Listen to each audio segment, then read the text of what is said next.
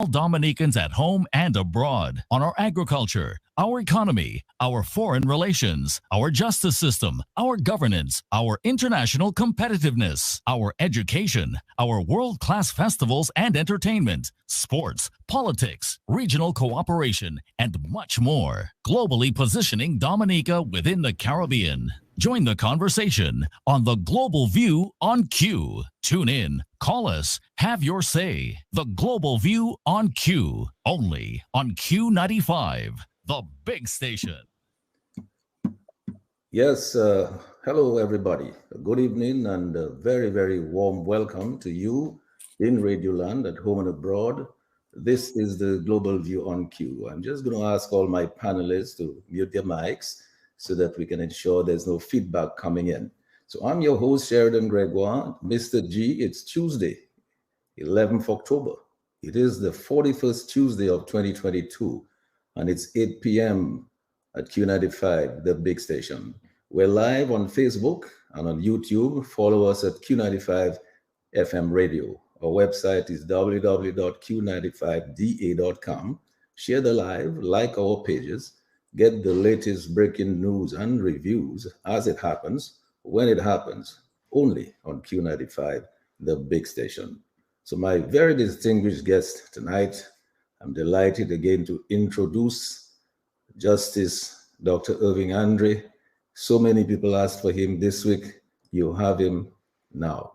Son of the soil, astute entrepreneur and businessman Anderson Jolly, political scientist Dr. Dion George, and computer science master Dominica Freedom Party leader Mr. Bernardito. I never really got around to getting all of Bernard's credentials, but tonight he will tell us a little bit more about his background. We know he's doing some important things. And they need no introduction, really. They are all household names in Dominica and abroad. So tonight we're continuing to move towards reviving the spirit of graciousness, of love and peace and prosperity and unity among our Kalinago and Afro-Caribbean people. Our topic, and I'm broadening it a little bit tonight from last week, democracy, democratic leadership, governance, and natural resource wealth generation in Dominica. That is quite a mouthful, but we'll get to it. The resignation of Honorable Lennox Linton as leader of the United Workers' Party, Team Dominica, the main opposition party in Dominica, serves as a teaching moment in our democracy. And it has given us an ideal opportunity to reflect on what is the yardstick for measuring what constitutes good democratic leadership practice, good governance, and good economics. It also gives us a chance to look ahead and consider what a good, mature, and experienced opposition party can and should do with such a moment, to ensure that it gives itself, its supporters, its well-wishers, people who might have been pushed away from Dominica or sidelined, or because they did not identify with Linton, or those who distance themselves from the UWP for whatever reason. This may be a moment to get them back on board. It also provides an opportunity for those persons in Dominica, in the Dominica Freedom Party and other parties, to decide whether they would like to take the opportunity to collaborate to ensure a democratic change of administration. Some of this, I'm sure, is contingent upon the UWP choosing the right leader with the capacity to facilitate the whole notion of unification. I have taken a look at the results of the last several general elections in Dominica, and I've been persuaded that the opposition stands a little chance of winning the next general election without winning all of the seats on the east of Dominica, including Grand Fond and La Plaine and Castle Bruce, the Salve Kalinago constituency, Marigat Wesley. But you may have a different view, which I would love to hear from you tonight. This is what we're here for tonight, to get some views. If I was asked, I would therefore suggest that the next leader should ideally be someone who possessed some of these qualification skills, among other things. One, be perceived by the electorate to be able to galvanize financial support for a successful UWP Team Dominica campaign from people and organizations at home and abroad. Be able to command the respect and support of the candidates, the delegates and voters in the East, in the Marigat Wesley area and so on, be able to attract and bring back all of the persons who had distanced themselves from the party or were pushed out of Dominica, to be perceived to have the capacity and wherewithal to come up with a workable, practical plan and strategy to take Dominica from the verge of crisis where it is now perched and bring it back to social, cultural, and economic recovery. Someone who is widely perceived to have that kind of ability and maybe some track record of performance and getting results. It'd probably be helpful if that person had good people skills in retail politics and already had some local, regional, and international presence in order to be able to hit the ground running. So the question is, which Dominican at home and abroad could best fit such a profile? Well, your guess is as good as mine. Call in, tell us whom you think. You may have your own criteria. You tell us. Meantime, I wish to encourage Dominicans to be mindful that when a good political leader resigns and facilitates a seamless transition to a new leader, it is a mark of civic virtue and wise democratic ethics. Lennox Linton has so far met that standard, and we all expect that he will maintain it. Honorable Linton resigned from his party effective 30th September 2022. Others must now step up and answer the call to duty. Linton deserves a very warm salute for the meritorious service he rendered to the cause of Dominica's democracy. I anticipate that he will step up and help to unify the party under its new political leader, whoever is so elected by its delegates, to ensure that wise heads prevail and provide a united front for all democracy-loving Dominicans and to avoid any cancer that may form on the land. Tonight, we'll take a more in-depth look at the current state of Dominica's leadership, what it can truly become with good governance and sound management of its natural and human resources, with work, wages, and wealth for every Dominican at the core of proper people-centered planning. Meantime, here are some talking points which I hope and I'm sure that my illustrious guests will expound upon tonight and immerse themselves in. So Justice Dr. Irving, as I said, our student entrepreneurial and businessman Anderson Jolly, political scientist Dr. Dion George, computer science master and Dominica Freedom Party leader, Mr. Bernardito. I'm sure they will all help us unravel some of the answers to these major issues and find solutions for the way forward for Dominica. They will discuss, as we always do, the good, the bad, the ugly, and the dangerous. No anger, no malice, no personal attacks, no vilification, no divisiveness, just simply bringing back civility, a caring society, and progressive governance. And of course, recognizing the imperative for the true resilience and sustainability of our Kalinago and Afro-Caribbean brothers and sisters. That's essential. So your voices at home and abroad always take priority. Call in. Tell us what you think of the current state of Dominica's democracy, leadership, and governance, the way it was, the way it is now, and what it can become with good governance and management, good management of its natural human resources. Tonight, we have another special number, which I'm going to give you now, but DJ Shan will give it to you a little later. We're going to test it to see if it works. We have a number, 767-235-3095. That number is a WhatsApp number with a very, very kind compliments of flow. So wherever you are, if you're using WhatsApp, take down this number, 1-767-235-3095, with the very kind compliments of Flo Dominica. You can try that number tonight. Let's see if we're able to get it to work. We have not used it before.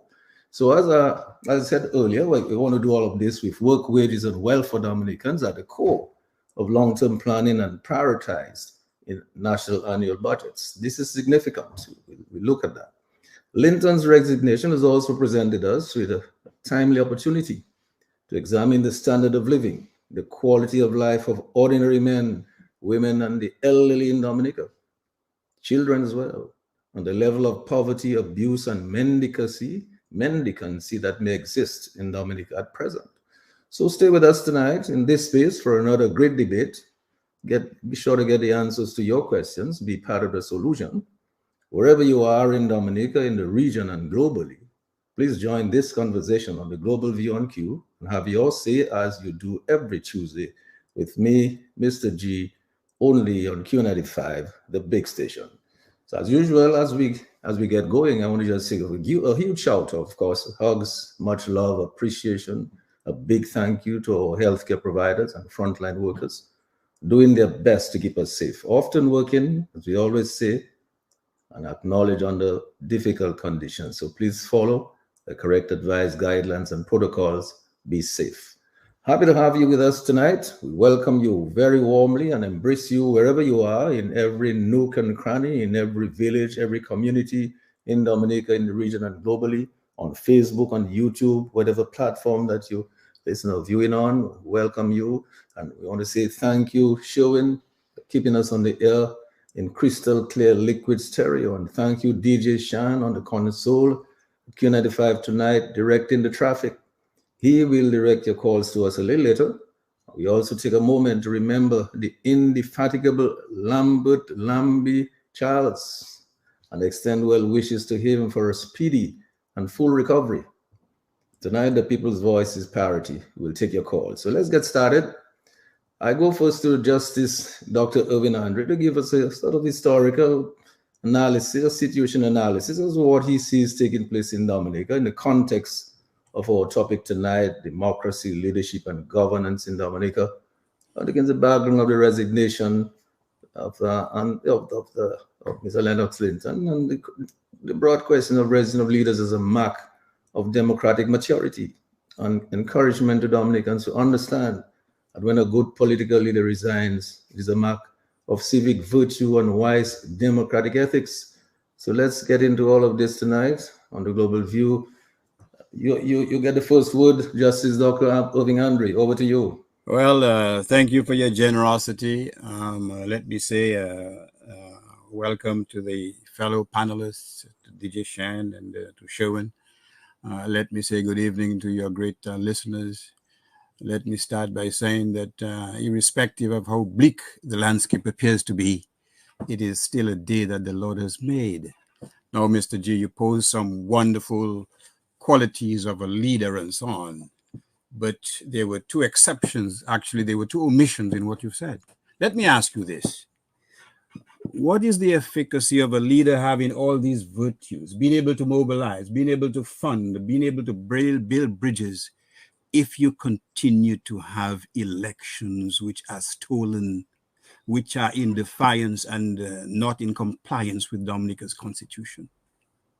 What do you think will happen with a leader with all these wonderful virtues who have to fight an election, who has to fight an election, where persons are imported by the hundreds or the thousands into Dominica? There were 19 planes on the tarmac in the last general elections. What kind of quality you think will prevail if that condition persists? What kind of election, what kind of leader do you think will prevail if the concerns of the CCJ are left undealt with and unaddressed? And there's one fundamental quality that you omitted, again, you overlooked, I should say, and that's a quality exhibited by Lennox Linton in spades. The leader has to have the moral rectitude and strength to stand up to unrelenting and unfair criticism and persecution and harassment and ostracism and so on. The leader must not fold like a pancake and join the opposition when they are offered 30 pieces of silver or a mess of pottage. We don't need a leader with 3 degrees who will do that and learn to call sycophancy moderation.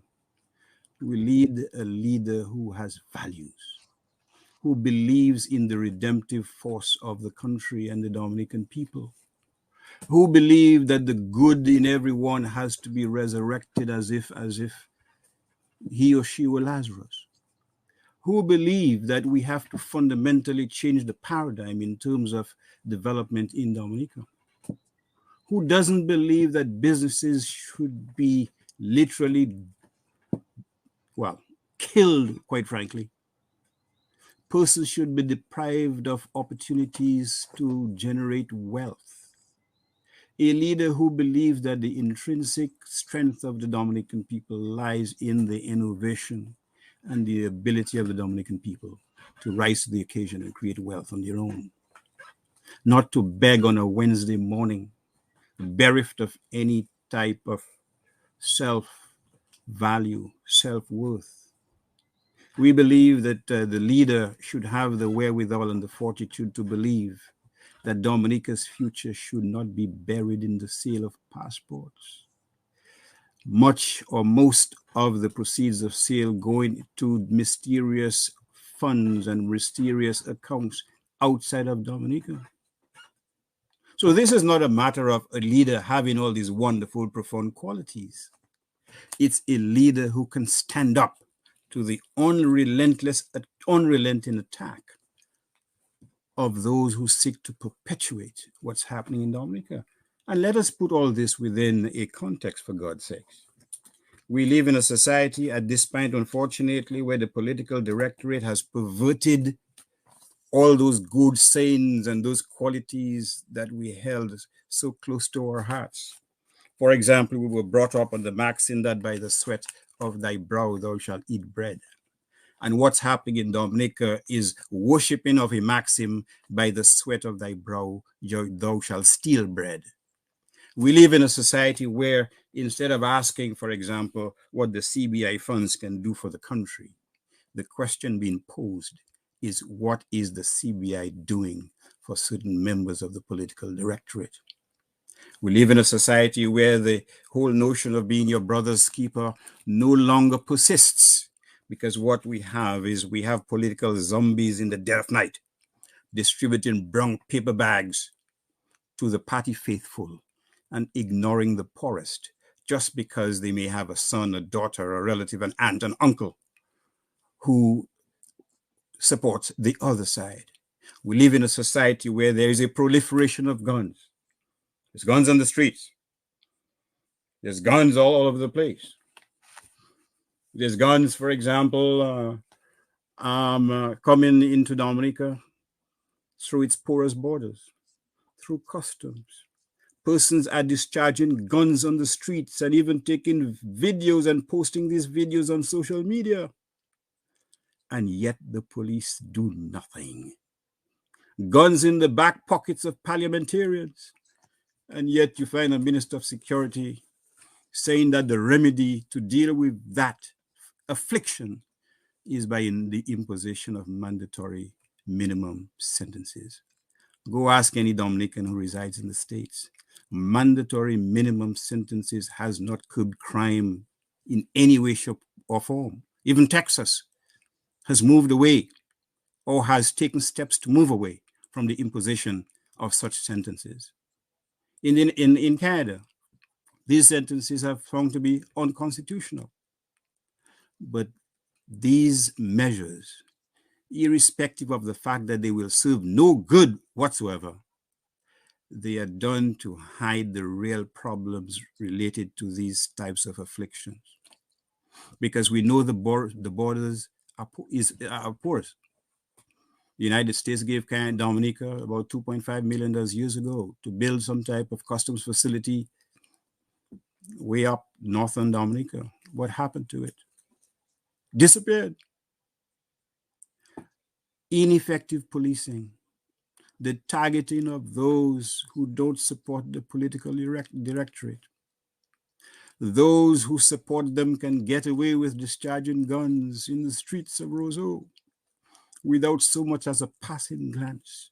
In a case of a few years ago, a chief of police, for God's sakes, acting chief of police, gave a gun back to an accused whose license to hold that gun had expired.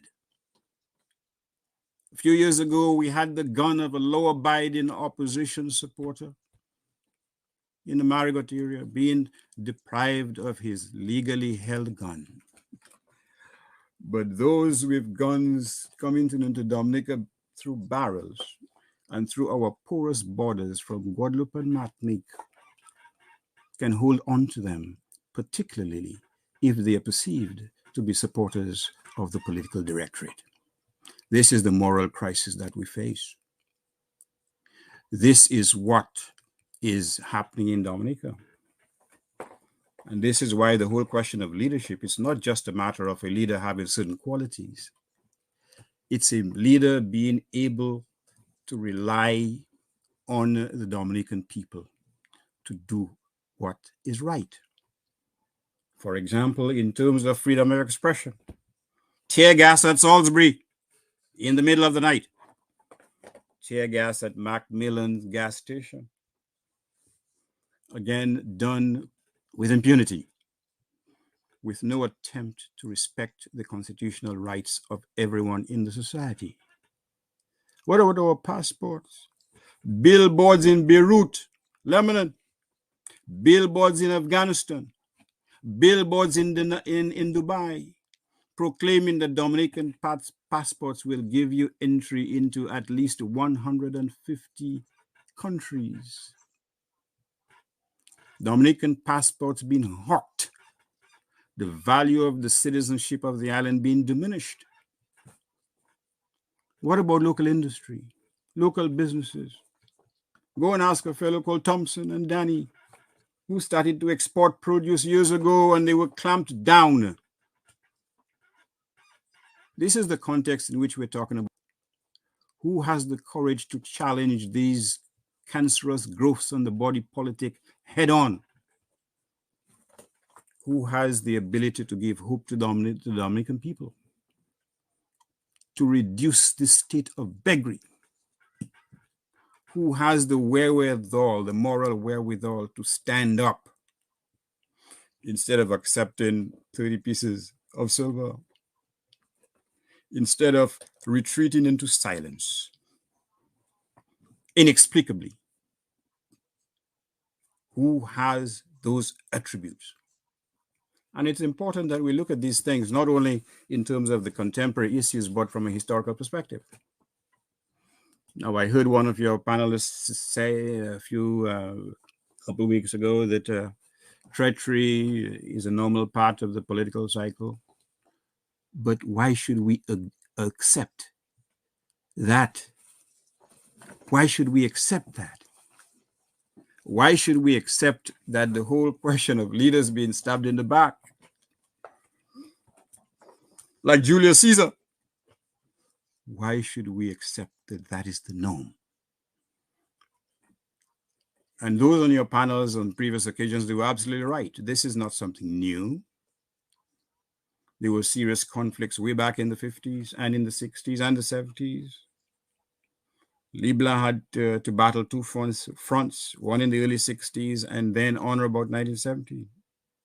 He expired two of his allies, erstwhile allies, Libla, Mr. Loblack, and then Phyllis Shahar-Olfrey in 63, 64. He faced another crisis in 1970. What did he do? He fired all three and he fought the elections. So that is another attribute that we have to look at when we talk about leadership. The courage to fight on rather than to retreat. Patrick John had issues with the Amor brothers, particularly Ronald Amor. And after his triumph on about June of 1974, in October of that year, both the Amor brothers were expelled from the party. Eugenia Charles, when she almost lost in 1990, she made her famous statement to the effect that she will help those who voted for her, or words to that effect. And from 1990 to 1995, she fought a bitter war with Edison James. Her party lost in 95. And when elections of 2000 came through, perhaps for the first time in her life, she quoted Malcolm X to get rid of the UWP by any means necessary. And we know the denouement that besieged Dominica after the victory of Rosie Douglas in 2000. We know what happened in 1974. We know the treachery which besieged Pierre Charles. The naked, unadulterated treachery. But most importantly, we saw what happened to those who talked about that treachery. with the mere offer of 30 pieces of silver. They bolted to the other side.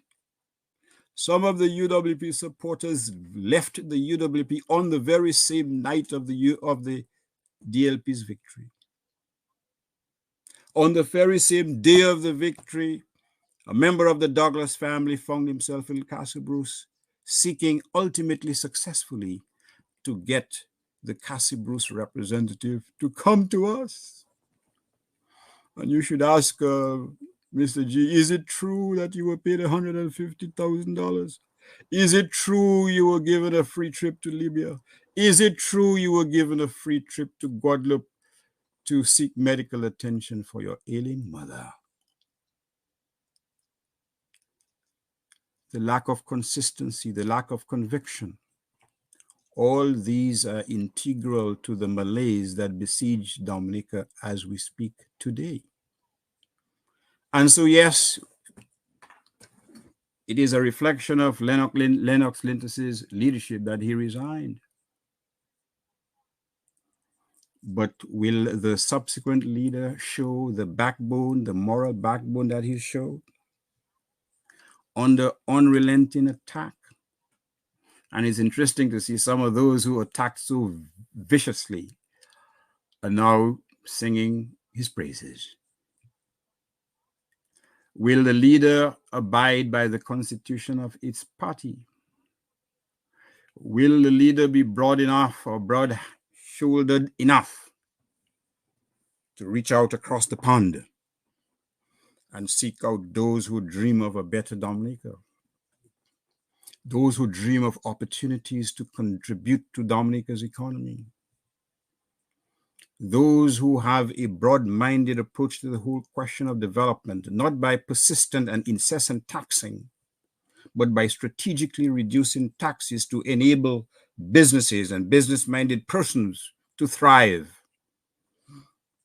not by giving opportunities or bonuses to foreigners who've never set foot in Dominica, whether it's 30 pieces of silver or $30 million in bonuses, but by giving the homegrown product an opportunity to be able to say, I can provide for my children.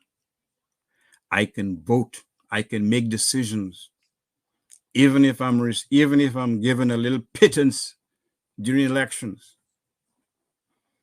even if I'm given a little galvanized sheets, even if I am given a little house without title after I have been beaten up in a basement in La Plaine. People who are proud enough to say you can do what you want. I will stand on my principles because my interest is the future of Dominica. Not being able for a few months to buy basics for myself and my family. Because my interest is with the future. The light at the end of the rainbow. The light which Jimmy Cliff sang about.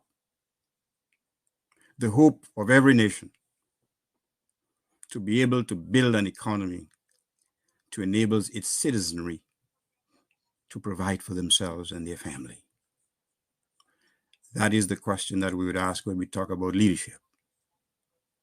Whether the leader will have that broad perspective, that unmitigated honesty and integrity, that leader who will not be bought, that leader who will not sacrifice his or her values after receiving a pittance from the political directorate. Do we have that leader? Will that leader arise? It is our hope that he or she does, because the future of Dominica, quite frankly, is at stake. These are rough times ahead. Already, all the foreign banks are fleeing this jurisdiction as if chased by a sukuya, for God's sakes. Nobody wants to handle tainted money. All this is part of the milieu that the leader has to deal with. The whole question of equality has been thrown out of the window. Persons have been identified by their political affiliation to determine whether or not they received some benefits. Blessings went to the hospital some time ago, and lo and behold, to his horror, a patient stricken with COVID was placed right in the bed beside him. Danny was engaged in peaceful protest up in Mount Daniel, and he was literally held by the state security. Persons were involved in lawful process outside the radio station, and guess what? Right on video, they were literally manhandled and assaulted. Extrajudicial killings. As I said, guns. We have measures designed not to deal with those issues, but to strengthen the political hold on the electorate. This is what the leader, whoever he or she will be, has to contend with. To sensitize the diaspora, and I know in some quarters, diaspora is a bad name. To sensitize the diaspora about the urgency of now. The need for a concerted approach to right that ship of state, to rescue the island from the abyss of despair, from the abyss of ill reputation. When you have leaders in some of the regional islands being questioned about some of our own folk, you know you have a problem. When you have some members of the political directorate being afraid to travel to certain countries, you know you have a problem. When you have ministers giving glowing speeches about the abuse of children, and they just happen to know a relative who is soliciting a 14-year-old for oral sex, you know you have a problem. Our leader has to be broad-minded, has to be charismatic, has to be empathetic, has to be forthright, has to be determined, and has to have the courage to take stands which basically proclaim, we will seek to change this sorry state of affairs. We will seek to run away, if I may borrow a phrase from Shakespeare, from the sweat of an enseamed bed. Steeped in corruption. Honeying and making love in a nasty sty. We, if we have to rely on certain conscientious priests in the church, pastors, Jack, Jill, Rodney, Matthew, and others, who should disdain or who should reject the attraction and enticements of air-conditioned SUVs duty-free into Dominica, and who should reject the enticements of asking its impoverished congregation for $50,000 to celebrate their 50th birthdays, to serve in their flock, and to play in their rightful role in the resurrection of Dominica. Some of the televangelists, they typically rely on lines to the effect that this is a new day. This is the dawn of a new day. Let us break the cycle of dependency, break the cycle of corruption, break the cycle of manipulation, break the cycle of rejection, of oppression, of persecution, and let us at least afford the Dominican people an opportunity to witness the dawn of a new day. That is what we need. Well, Dr. Andre, they asked for you last week. We brought you this week. You've said quite a mouthful. Nobody's disappointed, I'm sure. Our listeners and our viewers, quite a number of viewers on Facebook and YouTube, sure they're elated that you're back this week. Happy with the words that you have given us. You've set this platform for us. I tried a little bit of thing in the opening remarks. I thought I had broadened the discussion, but you really put it in true perspective for us. You've given us a real platform to develop and expand. And I really want to go now to Mr. Andy Jolly.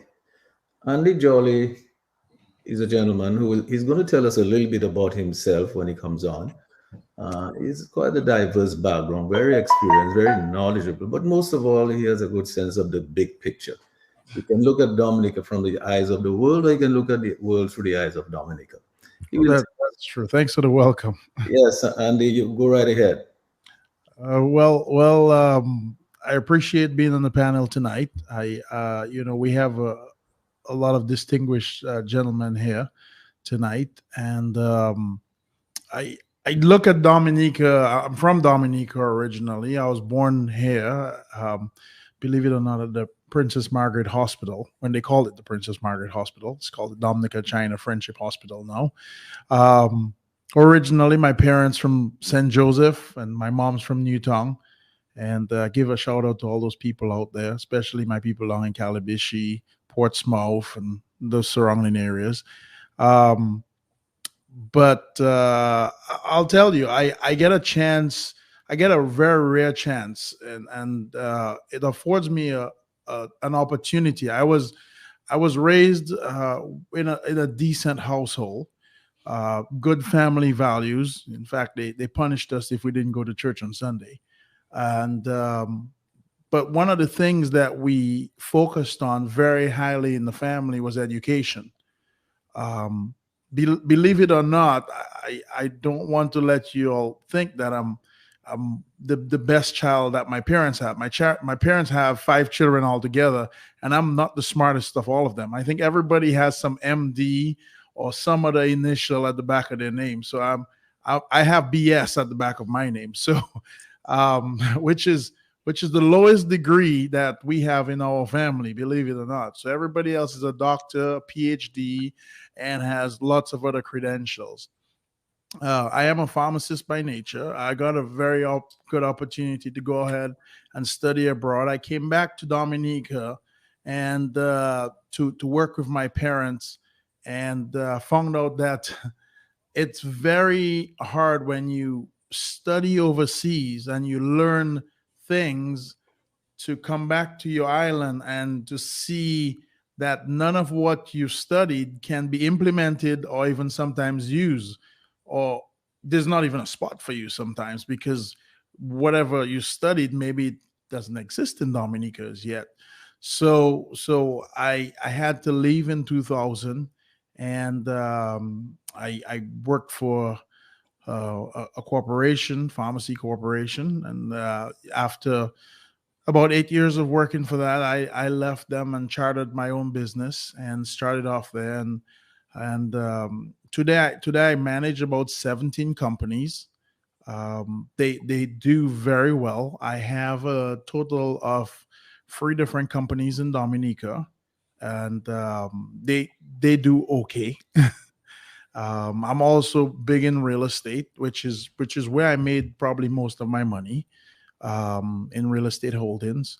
I love real estate. It offers me to use some of my skill that I have, but I love home, and I love Dominica, and Dominica is a place. It's home for me. When I come here, in addition to the 10 pounds that I lose, I feel welcome and I feel home. I feel my friends are here, my people are here, uh, and the only problem is it's very hard to come home sometimes because you see everybody else doing great things out there, and you meet people every day and they're doing all these wonderful things, all these new ideas. Hey, let's go use pumpkin seeds and go make coffee. Let's use this product and we're going to start this manufacturing company. There's so much science, technology out there. And then you come home and it's almost like, well, we're still at zero.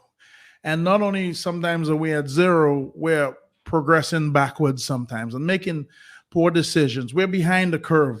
And, we still have a mask mandate in Dominica. And I don't understand. There's got a few other places that do, but there's no reason to have a mask mandate in Dominica still. I mean, it's almost like we're the last to follow through. So being my home, I have to look at things objectively and say, hey, what can we do? Where can we go? What's going on? And why are we so far behind the curve? I mean, it's almost like nobody's reading the news. Nobody's, you know, taking up the newspaper. Nobody's seen anything that's going on beyond our borders. And we're just not keeping pace. So I'm very vocal about that. When I see, I wouldn't say imperfections, but when I see people, such a gifted people, such a gifted country that's produced so many good people, and it's almost like we're not living up to our expectation. We're not going ahead and living our best life and really fulfilling what we're supposed to do. The question becomes, what's going on? And a lot of people say it's politics. Some people say it's this. Some people say that. So we just had a leader resign, which is, I'm glad he resigned, because that guy tried really hard and he's been in there. He's been punching away at the bag and, he wasn't getting very many good results. And I don't think it was because that he wasn't going about it the right way. He was a great guy. I love the guy. I love all of them. The problem is that we need to put our people ahead and see what we can develop for our people. So today we have some good minds here on the table, and we have a lot of people listening, and we have to figure out, how can we use our natural resources and monetize them? How can we develop the services that we have? We have resources, whether it be water. We have one of the best education systems around in the Caribbean. We have other natural resources. We have the beaches, we have water, we have the salt water, we have the sulfur springs, we have all these different things. We have rum factories. We have to see how we can monetize these things. Well, in order to do that, what we're going to need is good leadership. We're going to need somebody that has a good hold on things. Somebody that can take a business from 0 and get it to 100. And really and truly, I think we need to stop looking at Dominica as a country. We just need to look at Dominica as a small corporation. How do we run this thing very well? Make sure everybody's employed, everybody's getting paid, the folks are doing excellent. The balance sheet, the P&L statement, which is a profit and loss statement, looks black, and everybody is doing good. And I think we can do it. I don't think it's going to take a lot to do it. If we get all the numbers together and we can get somebody to make sure we put things in the right places. I'm going to tell you, one of the things that we have in Dominica is we have, I don't know if anybody ever played with these little toys when we were a kid, but we have square pegs in wrong holes. We have people who probably may not be qualified or don't know what they're doing, but they supposedly have a job. And we have people who probably don't know what they're doing and they still have a job. So we need to make sure that everybody understands what it's going to take to get this country back on board. And I hate to tell it to a lot of people here, but we don't have a lot of time. Things are moving so fast in the outside world right now that if we even waste time on this, we're going to end up in trouble. We're going to end up in some significant financial trouble very, very soon if we do not do something quick. So I think we do need a new leader, or we just need to fix the leader that we have, because something has to be done.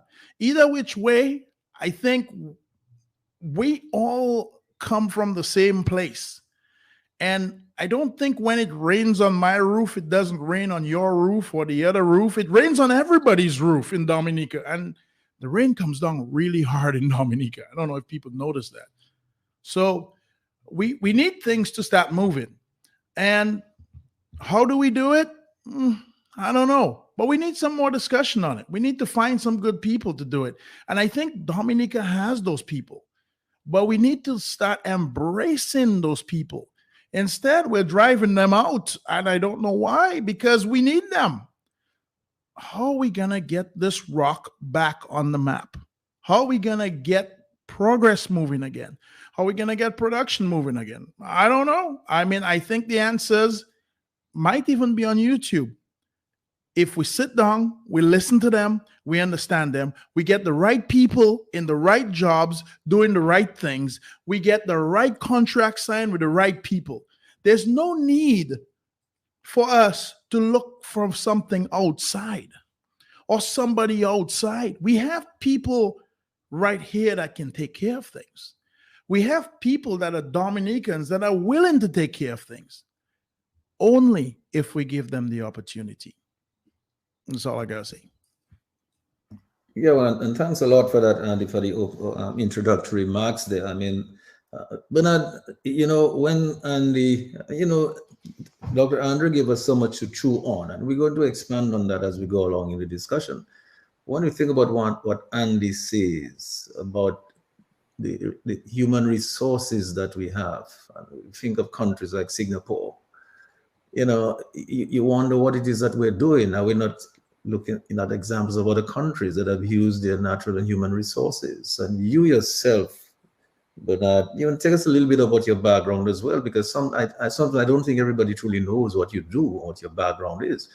But I know that you like to talk about the knowledge industries, and Andy's coming from there. I mean, let us break new barriers, and there's so many things that are not new in the world that is happening already. We have the resources, or people are well positioned, well trained, and experienced in many of those areas already, people like yourself.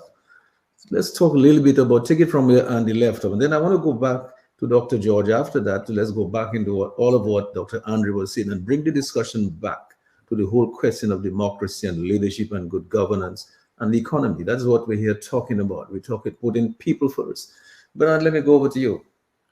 All right, very good. Thank you so much, Mr. G, for the invite and the opportunity to talk again to the panelists, wonderful panelists as always. As Andy said, we have the people, we have the brains, we have the resources, we have the capability. I think we have a lot of the leadership we need to take this country forward. You asked a little bit about my background. I'm an engineer by training. I have a master's degree in semiconductor engineering, which is really the development of microchips. And I have been working for the past over 15 years in that industry, developing devices for the smart world, right? Artificial intelligence, microchips, a lot of the chips in the smartphones and smart appliances is my company is part of that agenda. So that's my background is engineering. I attended St. Mary's Academy and moved after a sixth form college to the States to study chemistry, chemical engineering, eventually migrating over to electrical engineering and then specializing in the semiconductor field, because right around the 2000s, that was when the ICT age was just coming into its own and the demand was high and the compensation was really attractive. And so I decided to move into that field. And it was the right move. Getting on the ground floor of the digital age was the right place to be. It's led to very wonderful experiences and trainings. And what Andy said, and as you said, I have a true interest in developing, and I think what we need to capitalize on is the capacities, the intelligence, the creativity, the innovation of the Dominican people. As Andy said, we have a very good education system. We don't teach the right things. We have to fix the curriculum.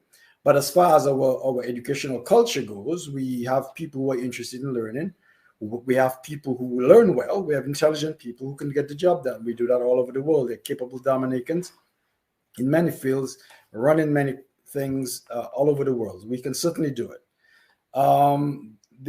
So we have the human capital we need, but we also have to recognize, and some of the things that Andy was alluding to, that the world has changed. The world now is a knowledge economy. If we want to play in this playing field, given the small population that we have to serve the global economy. And what does the global economy need now? It needs data analysts. It needs cloud computing services. It needs cybersecurity people. It needs simulation. It needs those sort of things. Now, we don't have to take this as these fancy things out of the reach of our people. That's part of the problem. We have to believe that we can play in those fields, because those fields are certainly approachable fields that we can train our people to get into. It's about the vision. It's about the understanding of the fields. We need leadership that actually understands these things. As a developing country, we need leaders who are actually capable business people, technical people, people who can actually get into the nitty-gritty of it, build teams, and facilitate institutions that can execute and deliver that. If you look at the track record of places like Singapore, South Korea, Hong Kong, and a lot of the developing countries who broke into the first world nations, there's a particular profile of leadership that is there. A lot of those folks are, in fact, technical people, engineers, scientists, business people, and folks who truly understand how to develop an economy, how to create wealth, how to generate wealth, and to create opportunity, and how to structure an economic environment to do so. So when Andy said about, let's stop thinking about Dominica as a nation and as a corporation, he sounded almost identical to something I've said many times. Dominica Incorporated is what we need to be and what we need to do. And we need to put that into practice. We need to analyze our strengths, our weaknesses, our opportunities, and our threats, and develop strategic plans that take advantages of our strengths, mitigate our weaknesses, and then think visionary and long-term about who we want to be. Fundamentally, this is about a question about identity. Who are we as Dominican people? Who do we wish to be? Do we have an identity? Do we have a vision? Do we have a mission? Do our people get up in the morning and say, we wish to build this great Dominican nation? I would say no, because leadership has not provided that sort of vision, that sort of imagination about who we want to be. Tap into our collective need to be somebody in this world, to take a seat at the table of nationhood and say we are somebody too. We create value. We don't simply consume value. We create technology. We don't simply consume it. And that is the sort of vision that has been lacking throughout our political leadership and our society as a whole. We do not yet have leaders who have been able to sit down and say, let us have a national conversation about who we want to be. And that is necessary to create this sort of emotional fuel, the sort of focus that we need to not only develop, but to execute a national plan. And so that is, in fact, correct. What we need to do is to develop Dominic Incorporated and get the right people into the right seats on the right bus and have the bus headed in the right direction. But it takes competent, capable people who are focused not on self, but who are focused on a vision, who get excited and get psychic payments from realizing visions. We need people who do not want another dollar in their pocket, but will take pleasure in seeing their people well employed, in seeing new industries move in, who will take pleasure in seeing the country move from third world to first world.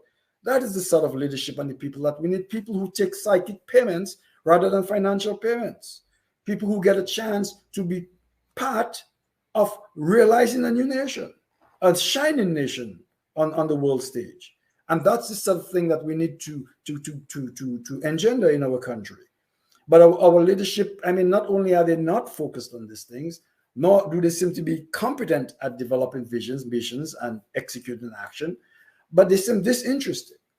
And that's understandable because the current administrations are not focused, really, they're distracted. Their mission is really not national development. I mean, they give lip service to it, they have to win elections. But it seems from all allegations that their focus is on self-betterment, self-advancement. And so once you have a misaligned incentives, then you're not going to deliver in any significant way on this vision, this dream, this mission that we should be about. But there are tons of Dominicans who have this vision, who has this dream, who still has this emotional fire about who we could be. We are out there. We want to do it. We are returning to Dominica to do it. And there are many in the diaspora who wish to plug into a network to do it. Dominica does not have to be simply bounded by our shores. We should be a seamless nation, a global seamless nation, a new vision of what a nation can be, a transcontinental nation, but a nation nonetheless, with our headquarters here in Dominica in the tropical island. And so that's the kind of leadership and visionary ideas we need to engender, and we need to get people to rally around. But it takes a special kind of leadership and a special set of organization to make that happen. One of the things that we do in Dominica that's been problematic is we always search for the big L leader. We always search for Moses. We always search for the guy who could hit it out of the park. He's got it all. we are, and I believe honestly that this is a part of our post-colonial, post-slavery heritage, that we seek Moses, we seek the Messiah, and we expect the Messiah to deliver. But that is really not the sort of leadership ideas that are going to take us to the next level, especially in the sort of era where we're talking about knowledge economies and flat teams and motivated teams. People need to be self-motivated. People need to be part of the discussion, part of the decision making. So what we need are leaders that can build teams, leaders that can build dedicated, competent people, identify talent, develop talent, and allow these talents to bring your own ideas to fruition, to contribute to the greater good, to keep the eye on the prize, and to have faith and confidence that these people are aligned with the greater good and empowered to themselves get their own light shown on them for their own contributions. Not to be diminished because you are so insecure as a leader that you have to be the best and always at everything, and you have to be the celebrated Messiah. That sort of mentality has actually held us back, and we need to move away from this. We need small L leaders, not the big L leaders. We need leadership with a small L. A small L leader builds teams, acknowledges his faults, his weaknesses, acknowledges where he needs help, but he is a visionary person that can bring a team together. And that's where we need to evolve our political culture, our concepts of leadership, and our concepts of what it is that's going to take Dominica forward. And so that's the national conversation. I think the resignation of Mr. Linton opens a crack in the window to have a national dialogue about what sort of leadership works in our island, what sort of political culture is necessary to take us forward. And that's the real underlying conversation that drives a lot of the dynamics as we get into it tonight.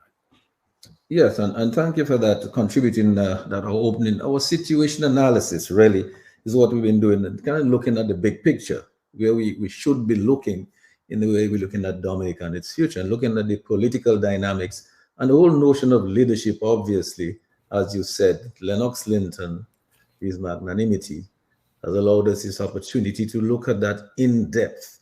And I want to go to Dr. Dion George, who's a political scientist, who will sort of break all this down for us and put it in perspective. Let's get back to the topic that we had, a question of democracy, democratic leadership, good governance, and so on. Put that in some perspective so that we can go back afterwards and really begin to discuss in detail what do we do from here. I put the question earlier, Dion. I said, we will ask our audience when they get a chance to call. In the next 15 minutes or so, we might open the lines for a few minutes, let them take some calls. Let them tell us, after all we've said about leadership and so on, who do they think might best foot that bill? There's so many people out there. I even heard people calling Andy Jolly's name. You see, Andy Jolly for this and Andy Jolly for that. No. Yeah. But I did want to correct Bernard before you go across to Dion, though. Bernard, I'm going to tell you my experience with people on the bus. I would like them to get paid, and I would like them to get paid well. But here's the thing.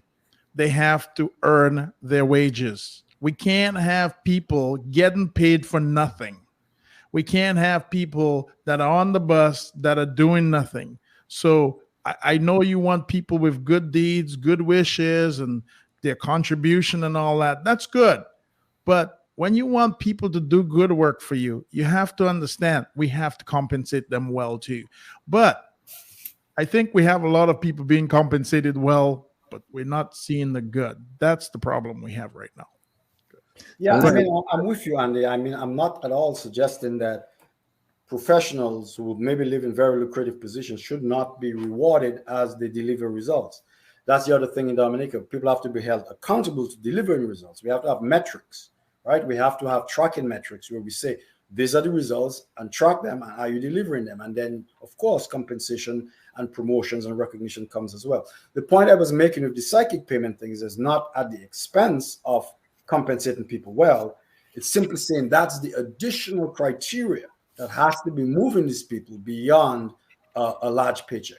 Because if you do not have that, the notion of achieving a visionary goal can quickly lose its shine for you. So we need some emotional fuel beyond just the nice paycheck. But I certainly support that we should hold people accountable to results, and when they deliver results, there should also be economic, reward as well. Thank you, Bernard. Dion, let's hear you now. I mean, I know you have a lot that you want to contribute, and then afterwards, I'm going to go back to Dr. Andre after we take a few calls, because as we go along, I think we're going to start zeroing on what the problem is, what we need to do with the opportunity that we have now, so we can come into this new era that Bernard and Andy and everybody's talking about, because we have to do something about it. We can't just wait and hope it will happen. We have to take steps and do things for it to happen. Dion, over to you. Thank you very much, Mr. Gregoire, and good evening to your listeners in the diaspora, internationally, and a special good evening to the people of Dominica and my hometown, Salisbury. I want to say good evening to my panelists, Dr. Irving Andre, Mr. Jolly, and I would say not my schoolmate because he was my senior, but Mr. Bernard Ito, that, was advance of me at Midwestern, but was very good friend to me. And I really appreciate you, Bernard. And so good evening all. DJ Shan, I want to tell you how proud I am of you for what you are doing. And of course, we want to give our love out to Lambi, and that we can support him in every way that we can. And so, of course, we always want to invite the Holy Spirit to our discussion, because we are doing this out of our personal time, and we are doing it for the best for humanity and for our country. And so tonight, I just want to start with a scripture, which is from Micah chapter 6, verse 8, that says, "He has told you that humanity is good," and he, meaning God, said that humanity is good. And he said that we should practice justice, and we should love mercy, and we should walk humbly with our God. And with that being said, I want to introduce the topic. The big topic is democracy and leadership. I see this almost as a follow-up as our last discussion last Tuesday evening, that talk about, of course, the resignation of the opposition leader as the opposition of the political party. But tonight, I guess the questions that we'll put forth surrounds what sort of democracy do we want, and what sort of leadership that we are seeking. And in having an exploration of that topic, I thought it was important to discuss what is politics and what is power. And from an academic standpoint, and of course, I will relate it back to the essence of the realities in Dominica. Politics basically is defined by a political scientist, Harold Laswell, as who does what, when, and when. Very simple. And so in other words, he's saying there is someone with power that can do something, and they decide who gets it, when they get it, and how they get it. That's Harold Laswell. But the textbook definition for what is politics is that it's a process of making decisions that an institution or a person with power decides how resources are distributed, and the whole idea is to solve problems. And so what is power? Well, power, there is a very simple definition for what that is. It is that someone can let you act outside of your will. It's called the ABC definition of what is power. And so if A tells B, do something, and B wants to do it, it doesn't mean that A has power over B, because B did it voluntarily. But if A tells B to do something that B does not want to do, but B has to do it, clearly, perhaps A has some sort of power over B. So what are the sources of power? There are four, and I will talk about them, and I will relate it to Dominica and what we should be thinking about as we look at a better democracy for Dominica. The four sources of power is finance and capital, persuasion, sermons, and manipulation. Finance and capital. Who can raise funds or capital to get Dominica moving? That's a fundamental question. And so, given the resignation of the leader, the former leader, and looking at a reset button and looking at a way forward, I think when we discuss the whole concept of power, that's a fundamental question. Who can raise funds? How can they raise those funds? Nationally, regionally, or internationally, or otherwise? The other question is persuasion. Can you persuade people to come back to your party? And let's face it, and let's be open and overt and frank, no hard feelings. There were talks that certain people mentioned that they distance themselves from the UWP because of the former leader. It could be unjustified or justified. That's not my position as a political scientist.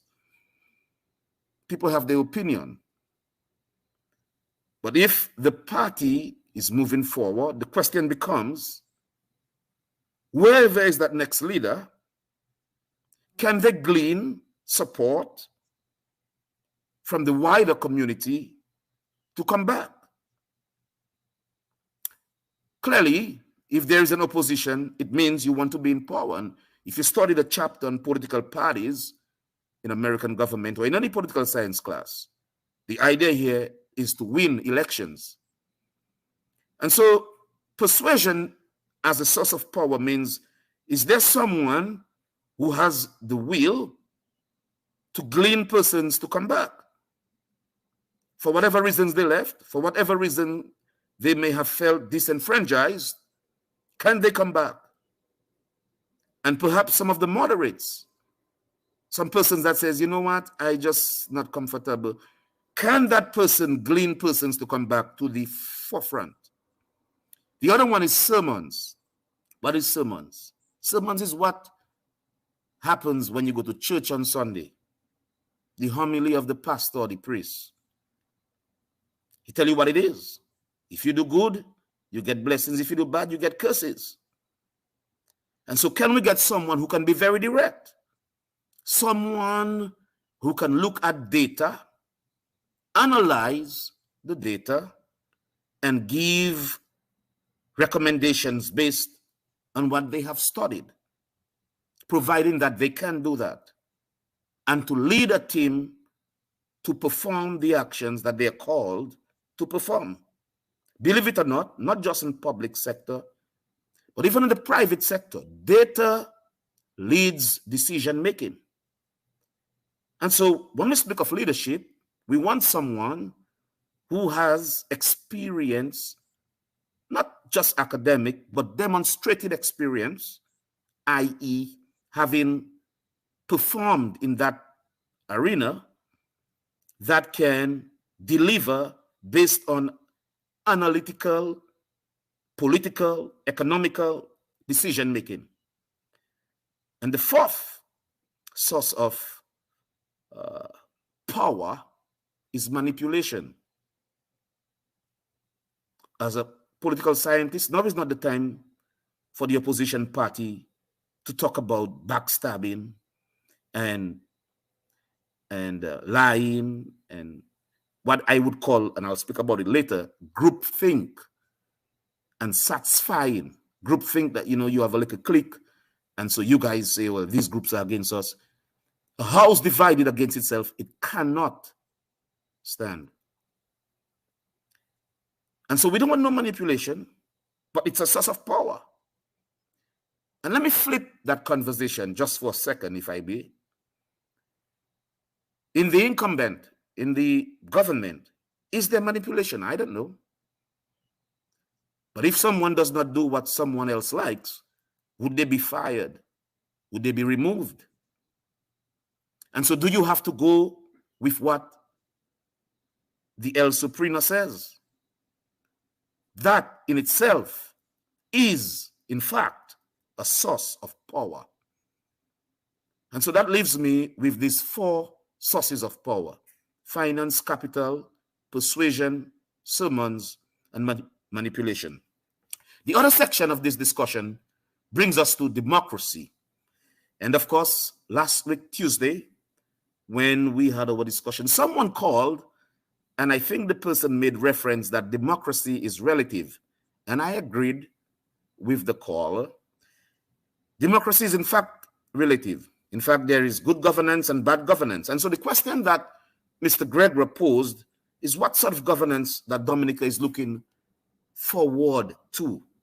And I think my good friend, Mr. Bernard Ito, spoke of what a leader should be looking at from a very economical, sort of technological, and also political standpoint.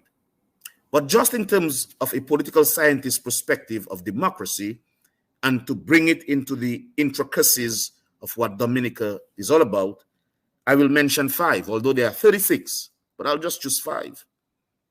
The first one is called participatory democracy. That is, people are free to be involved in the governing process by voting, of course, by campaigning, by speaking freely, and by being involved in referendums and in the law process and to recall persons. That's what democracy is about. Of course, the second one is called pluralist democracy. The whole idea that persons can freely participate, different groups, farmers, fisher folks. But let me just go back to the first one.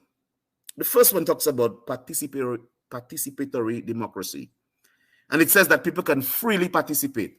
I want to pause just for a second of what the word freely means. You know, when they say elections has to be free and fair, free doesn't mean that you have to pay to vote, you know, like in the United States during the Jim Crow era, where people have to pay a poll tax. It also means the opposite. What I mean by that is if one gives you monies or free tickets for concerts, for building materials, for tickets to travel by land and sea, which the Universal International Law says you can transport people, but not by land and sea. What it means, therefore, it's not free. It means you have been bribed to do it. And so it's not just back in the 60s where black folks had, well, all folks had to pay a poll tax. No, it's also giving folks for monies or whatever way you want to convince them to vote for you. Make sure that you're not bribing them. The other one is called protective democracy. What that means is there must be checks and balances. I heard the good doctor, Justice Irving, brought up something that happened to my hometown on the eve of an election where they were tear-gassed.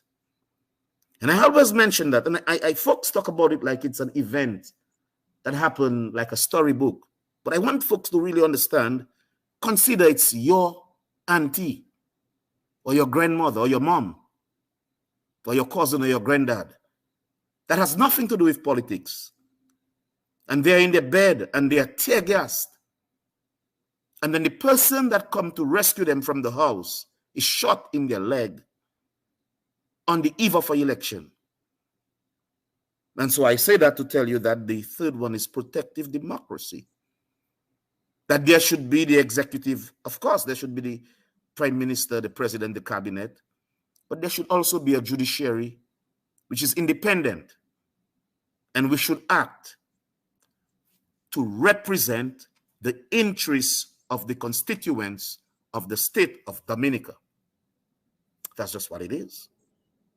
And that is why I'm so thankful that we have come to develop NITCLIF, Nature Island Dominica Civil Liberties Foundation, Inc. That we would stand for democracy, we would stand for the environment, we would stand for people's human rights, etc. And that's why there should be limits on government. So one of the initial questions, what sort of government do we want? And the answer is, we want a government that represents the people, i.e., we should have the Bill of Rights, 10 amendments to to the original US constitutions. The first one says that there should be freedom of speech. Tomorrow is what? Wednesday? I believe there is a walk in Roseau for the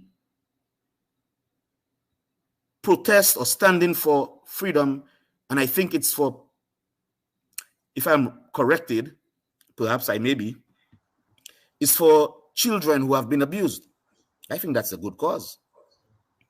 And so I'm saying that freedom of assembly, to peacefully assemble, freedom of speech, freedom of religion, and freedom to petition the government.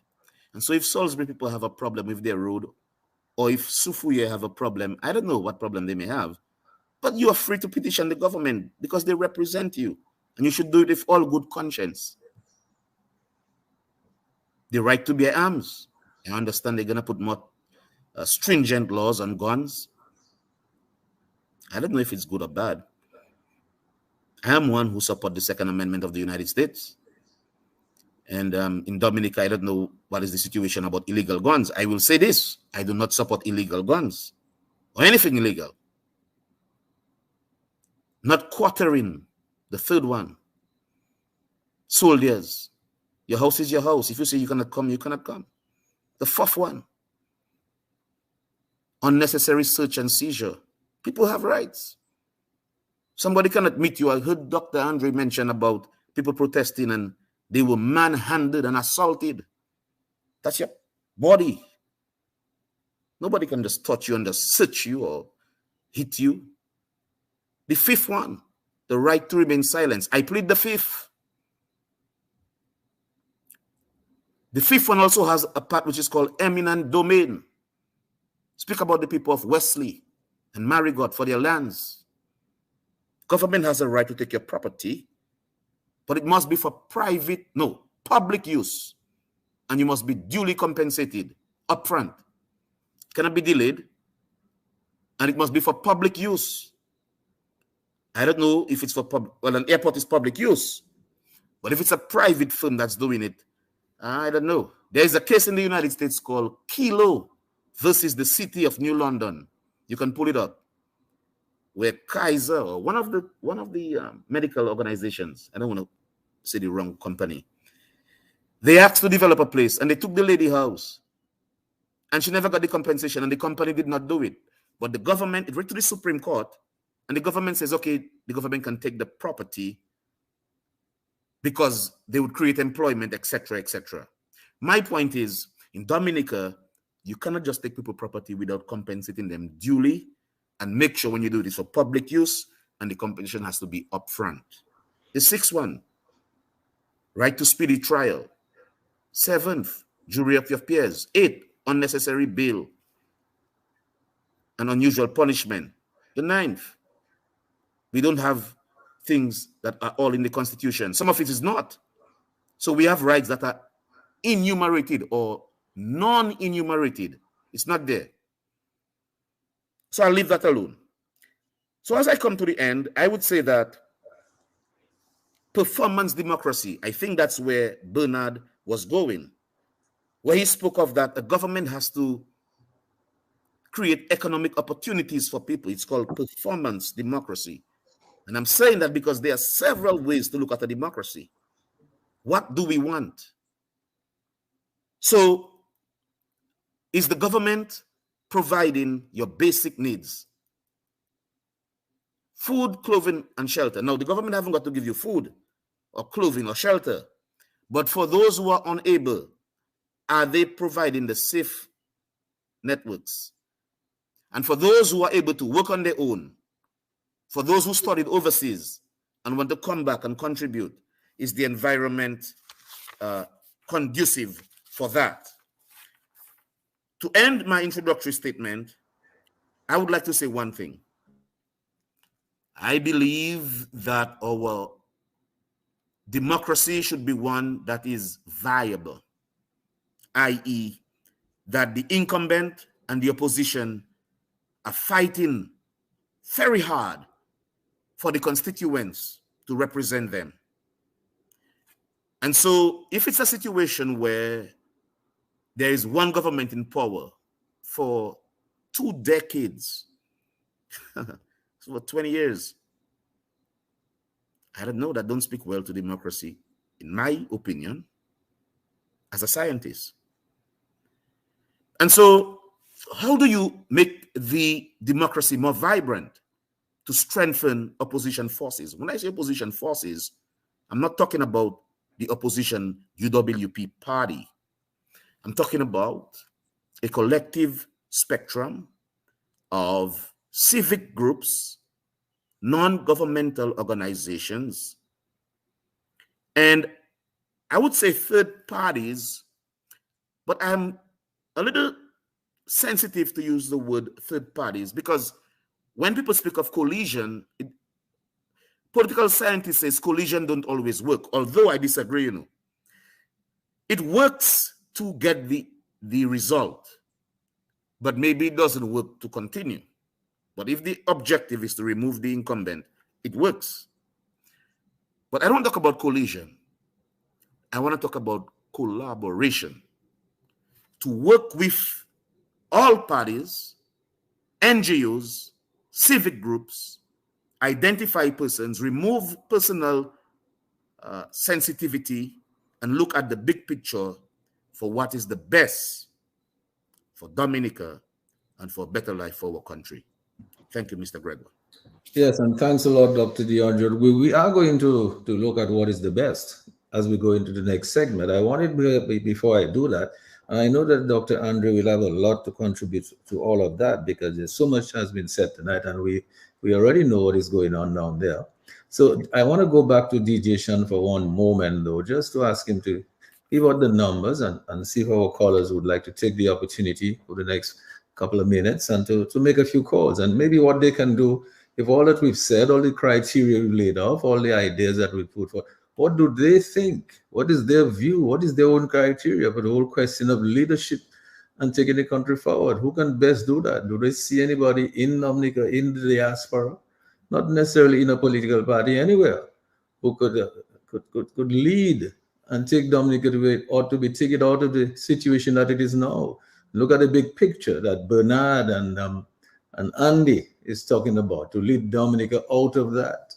Take it out there, And so, DJ Shan, let me go over to you. Give the folks the numbers. Don't forget to give them the WhatsApp number, which is given to us kind compliments of flow, so some people can use that number. Let's see if it works. They can make a free call and get to us. All right, thank you, Mr. G. The Global View and Q. All right, so let's start off with the WhatsApp number first. The WhatsApp number is 235-3095. So if you want to send a WhatsApp message, you could go right ahead and send it via that number, 235-3095. All right, so the numbers to call are 449-3095, 449-3096, 449-3097, 616-4257, and if you're calling from overseas, 305-432-9624.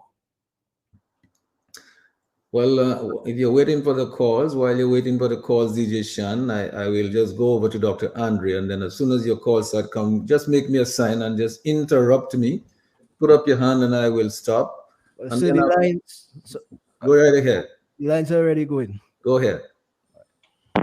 Q95, hello, good night. Hello. Hello, good evening. Evening. Okay. I had the opportunity to listen to all these very good speakers, and the description you gave of what is a good leader, fortunately or unfortunately, that leader you described in there, especially based on what Dr. Andre said, that leader is Lennox Linton. The other thing I want to say is that with all this hearsay about who migrating from the party because of who the current leader was, what I want to say is that if a leader can move his vote, increase it by 10%, from 12,000 to 17,000 votes, how can you say that people are deviating from the party You have to use facts to show me that the people are deviating and not being attracted to the party. It's not just based on what people saying. There are figures to prove that, and the evidence is that Mr. Linton has attracted many people to the United Workers' Party. The opponent, however, while the vote for the United Workers' Party grew by 5,000 in the first reign of Mr. Linton, the opponent only grew by 1,000 votes. With all these imported votes and all the bribery and treating. So let's do a proper analysis of this and give the man his credentials. He deserves it. Lennox Linton is the champion for the people of Dominica. Thank you. Thank you very much. We respect your views, my dear. I'm sure the people may have views that are similar or different from yours. But thank you for your views.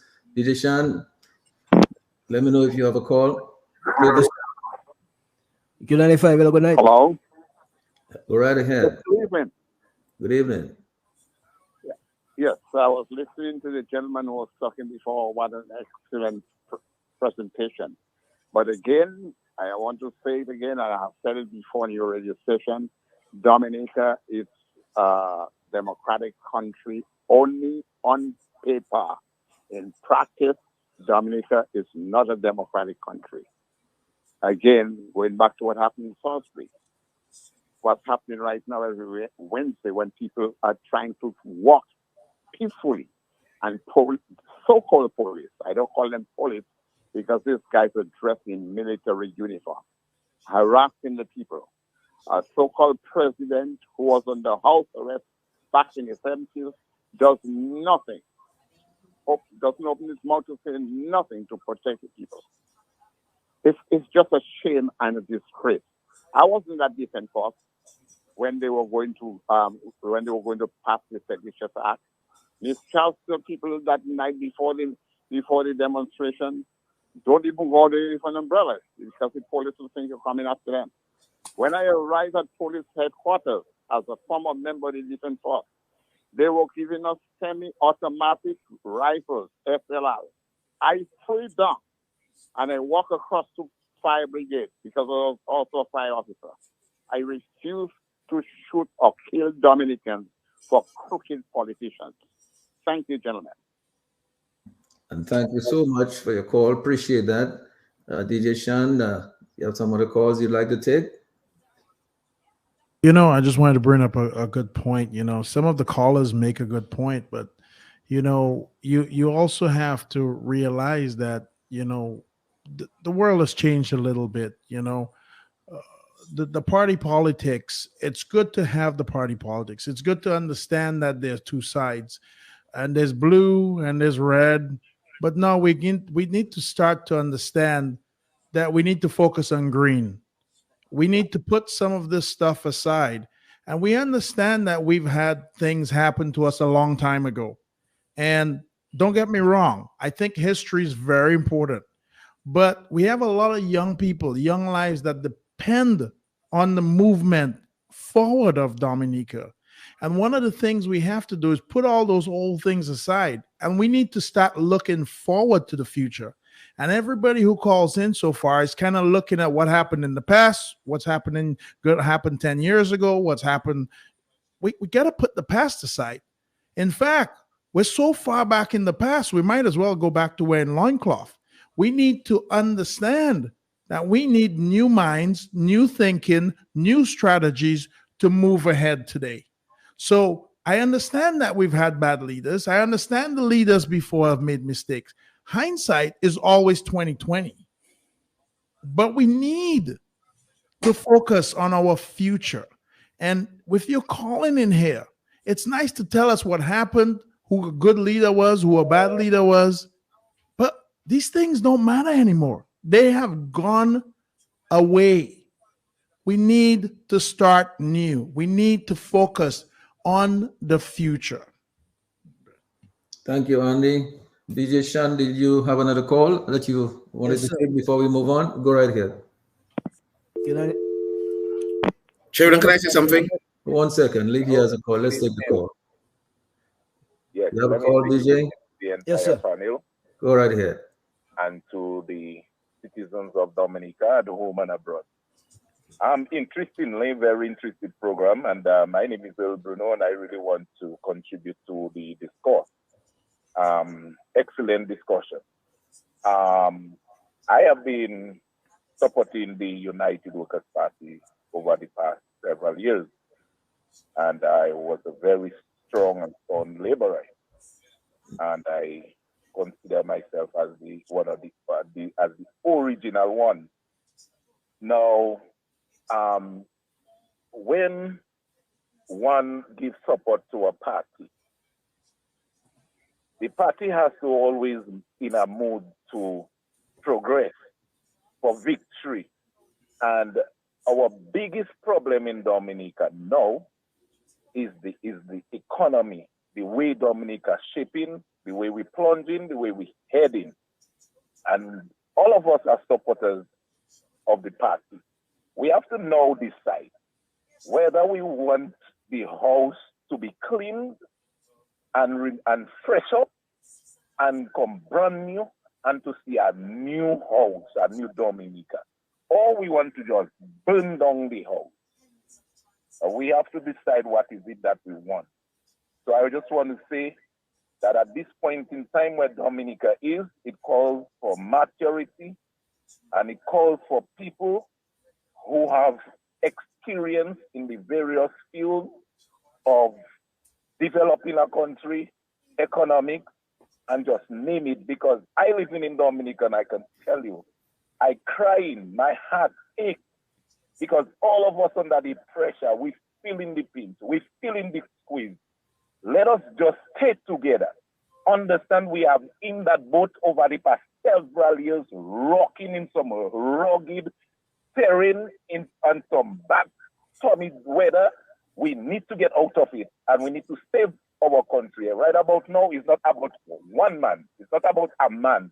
It's not about my party, or it's not about nothing else, but it's all about us. It's all about Dominica.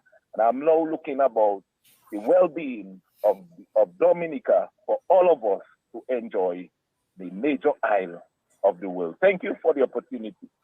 And thank you very much for your call. DJ Shan, do you have another call? No, sir. All right, let's Dion, you wanted to say something. Yes, I thank you so much, Mr. Gregoire. I just wanted to say something very quickly.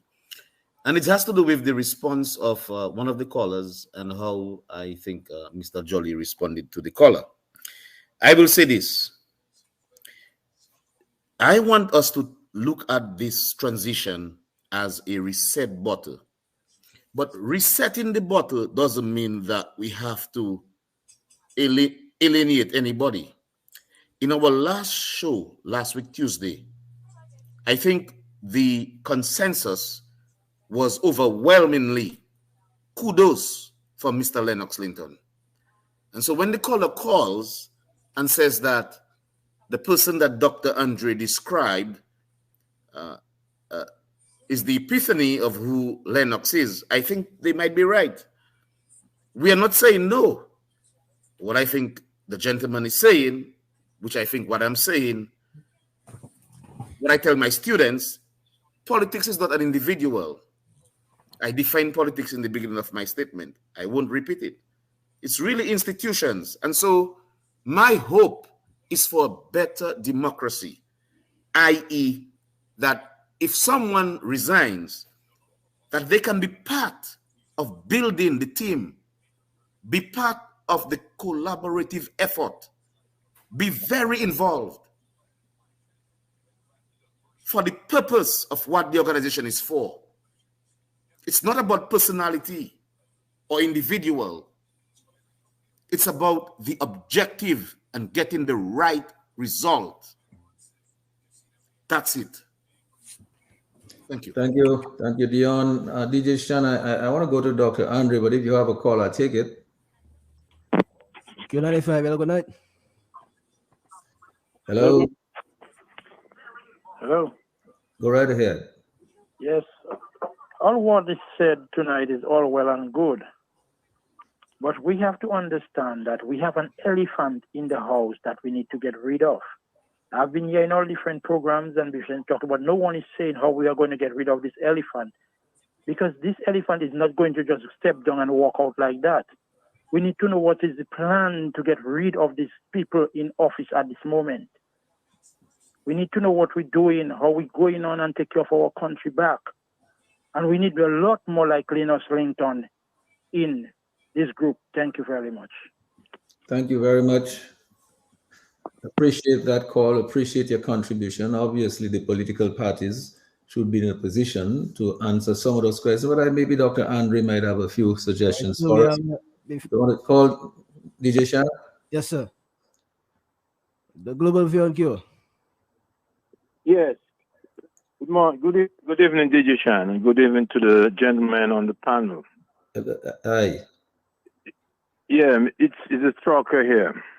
You know, it's hurting and it's sad to see a beautiful island like Dominica, which produce a lot of individuals that's in the professional arena as far as engineers, doctors, lawyers, attorneys, all these things there. And for us, for many individuals, it's like we take Dominica for granted. I think it's time we have to speak on what the ills that's happening on Dominica. I mean, from what I'm seeing, and because when a lot of individuals talk, I go on people's vibration and people's frequency. When individuals talk, I want to feel that if the genuineness in what they're saying, if they really, because I mean, only certain individuals, when they talk, it's a passion. And we have to put something forward to convince the people in Dominica. Because each one of us was a baby once upon a time. We are elderly. My beard is gray. That means we are on our way out. So what we have to be scared for? We don't need, and this is what they do we put fear in us. We have to speak. If a storm gonna come tomorrow, our houses or businesses gonna go down, whether it's in rivers or in the sea. Trucker, let me ask you this. Trucker, let me just engage you a minute. What are your thoughts? In other words, let's go forward now. See what Mr. Jolly said, let's move forward. A caller called a while ago and said, what is the suggestion to go forward? He talked about the big elephant in the room. Some people talk about the big stone in the road. Talking about going forward. Any suggestions? We talk about leadership.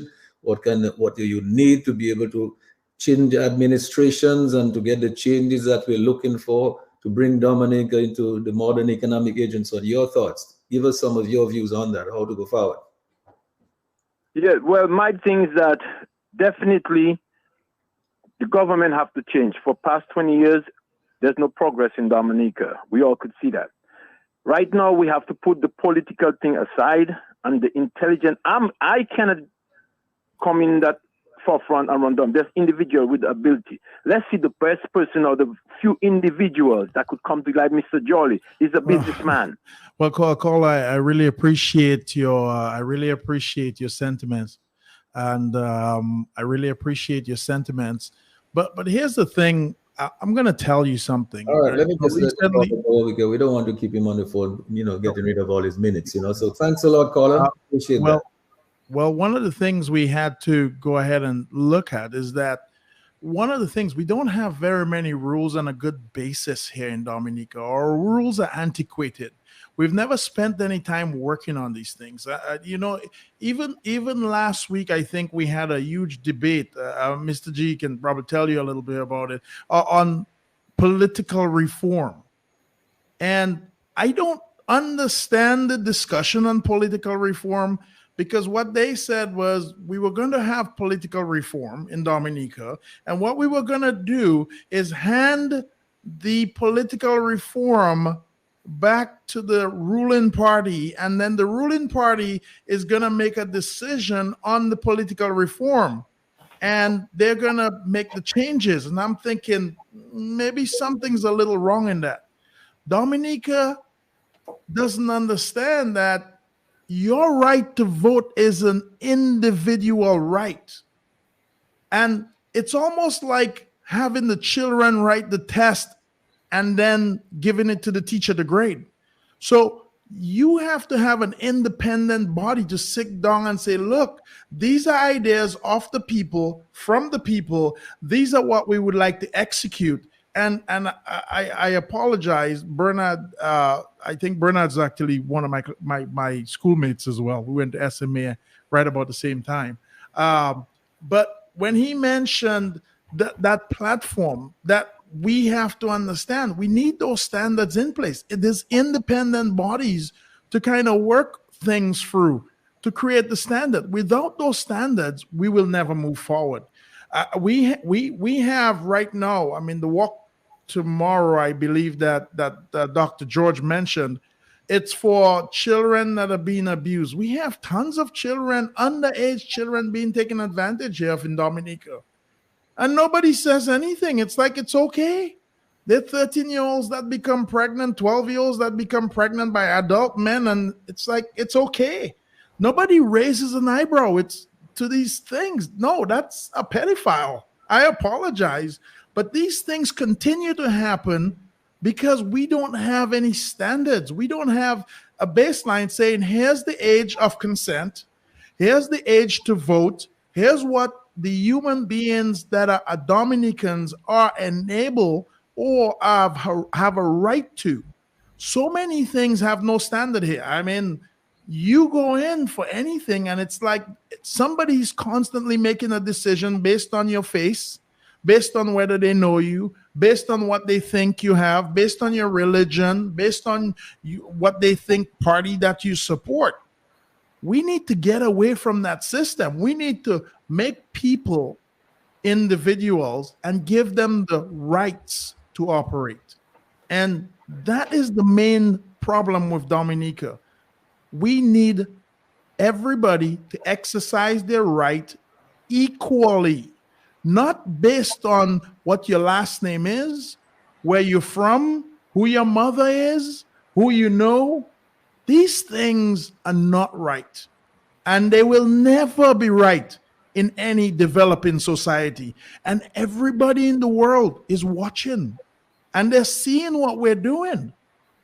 It's not based on the color of your skin, your wallet. Everybody needs to be started, that we need to start treating people fairly. Everybody.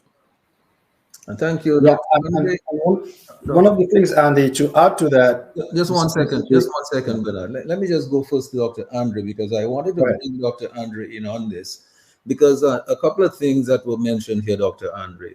First of all, the whole question of reform, and we know that Sir Dennis Byron is supposed to be carrying out an assignment. I think what Andy is saying here is that it cannot make sense for him to do that assignment and hand it over to one of the interested parties, which is the governing party, and then you have other parties like UWP opposition and so on, and ask them for their views on it. And then, no, he's saying that these parties are all interested parties. What he's saying should happen, all of the work that was done by the civil society and presented to the Electoral Commission, saying that is what should be used, and then that will be presented to the party, and this is what the people want.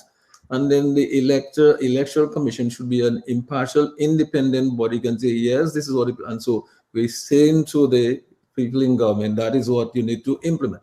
That is one of the things that Andy seems to say in your views on that, and all of the other things that we're hearing here tonight after you last spoke. Well, let me express my views on a couple of things. I personally disagree with Mr. Jolly's contention that there are no standards. I mean, a number of civic organizations, persons have railed against child sexual abuse in Dominica for years. It is not a matter of not having standards. It's a matter of the political directorate flagrantly turning a blind eye to the violation of the integrity of young people in Dominica. And they do so to a significant degree because within their ranks, there are those who allegedly have violated the integrity of young people without any type of police investigation. This is not an absence of standards. This is the unequal enforcement. This is a result of the unequal enforcement of the law. There are constitutional standards enshrined in the Constitution. These are more honored in the breach than in the practice. We have to develop a paradigm where we as a society, we get rid of anyone who flagrantly violates the constitutional standards that should govern our behavior in Dominica.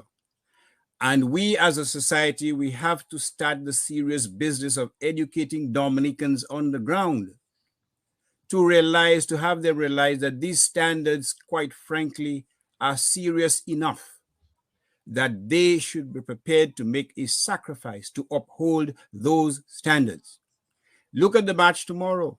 You will see that to a significant degree, it is women, it is persons who are above 40 or 50 who disproportionately are involved and engaged in these protests, trying to maintain the standards set out in our society.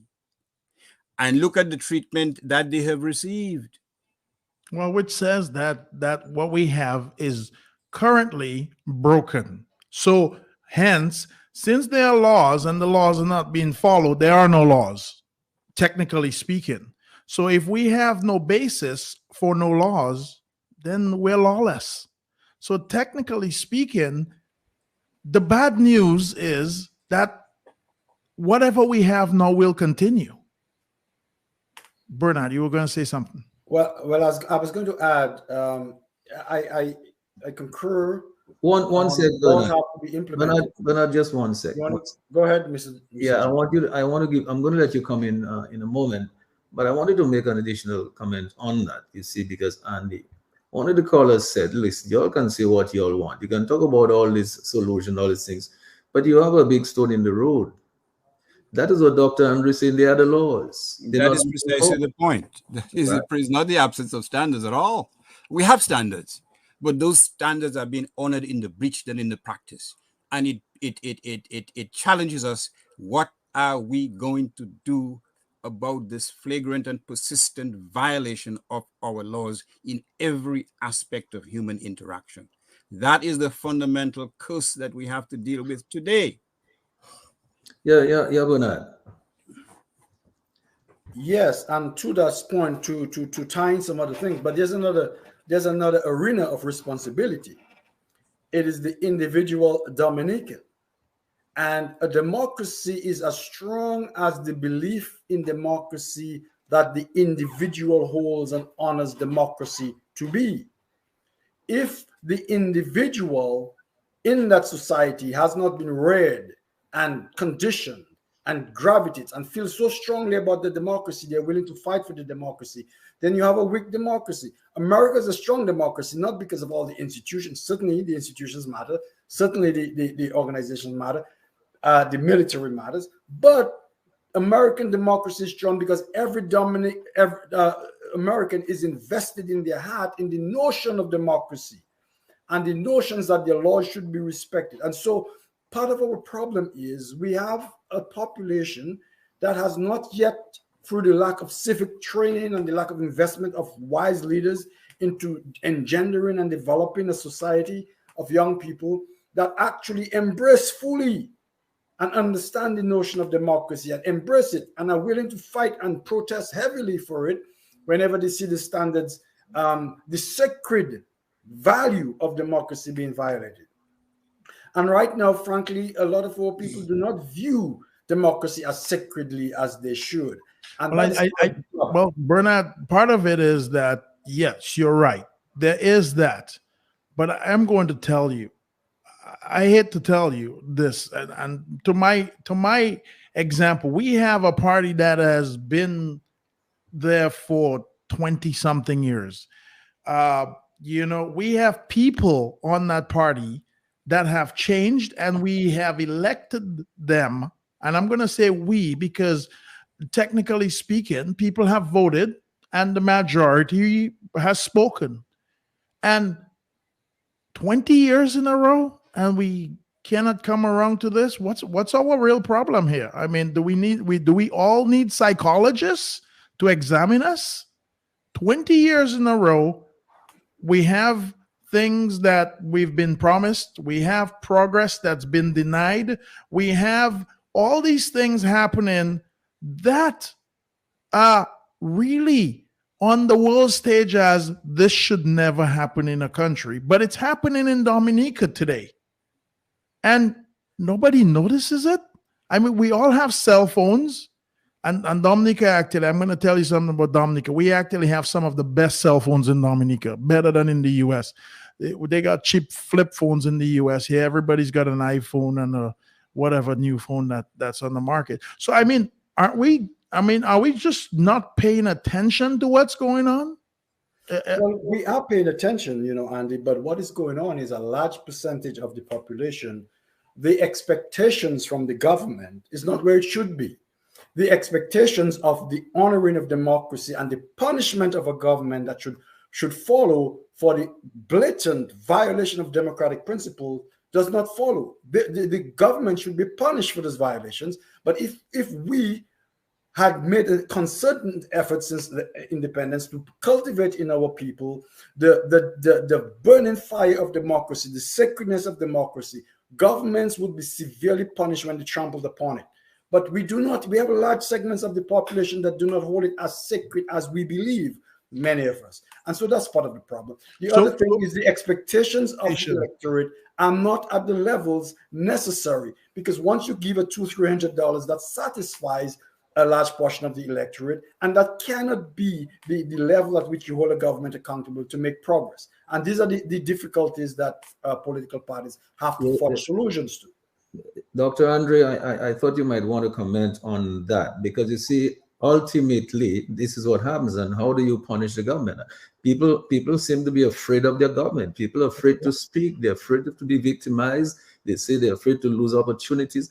But in fact, they're the boss of the government. Well, Mr. G, haven't we rewarded the government by putting them back in and back in and back in and back? I mean, we should speak to the rewarding of this behavior.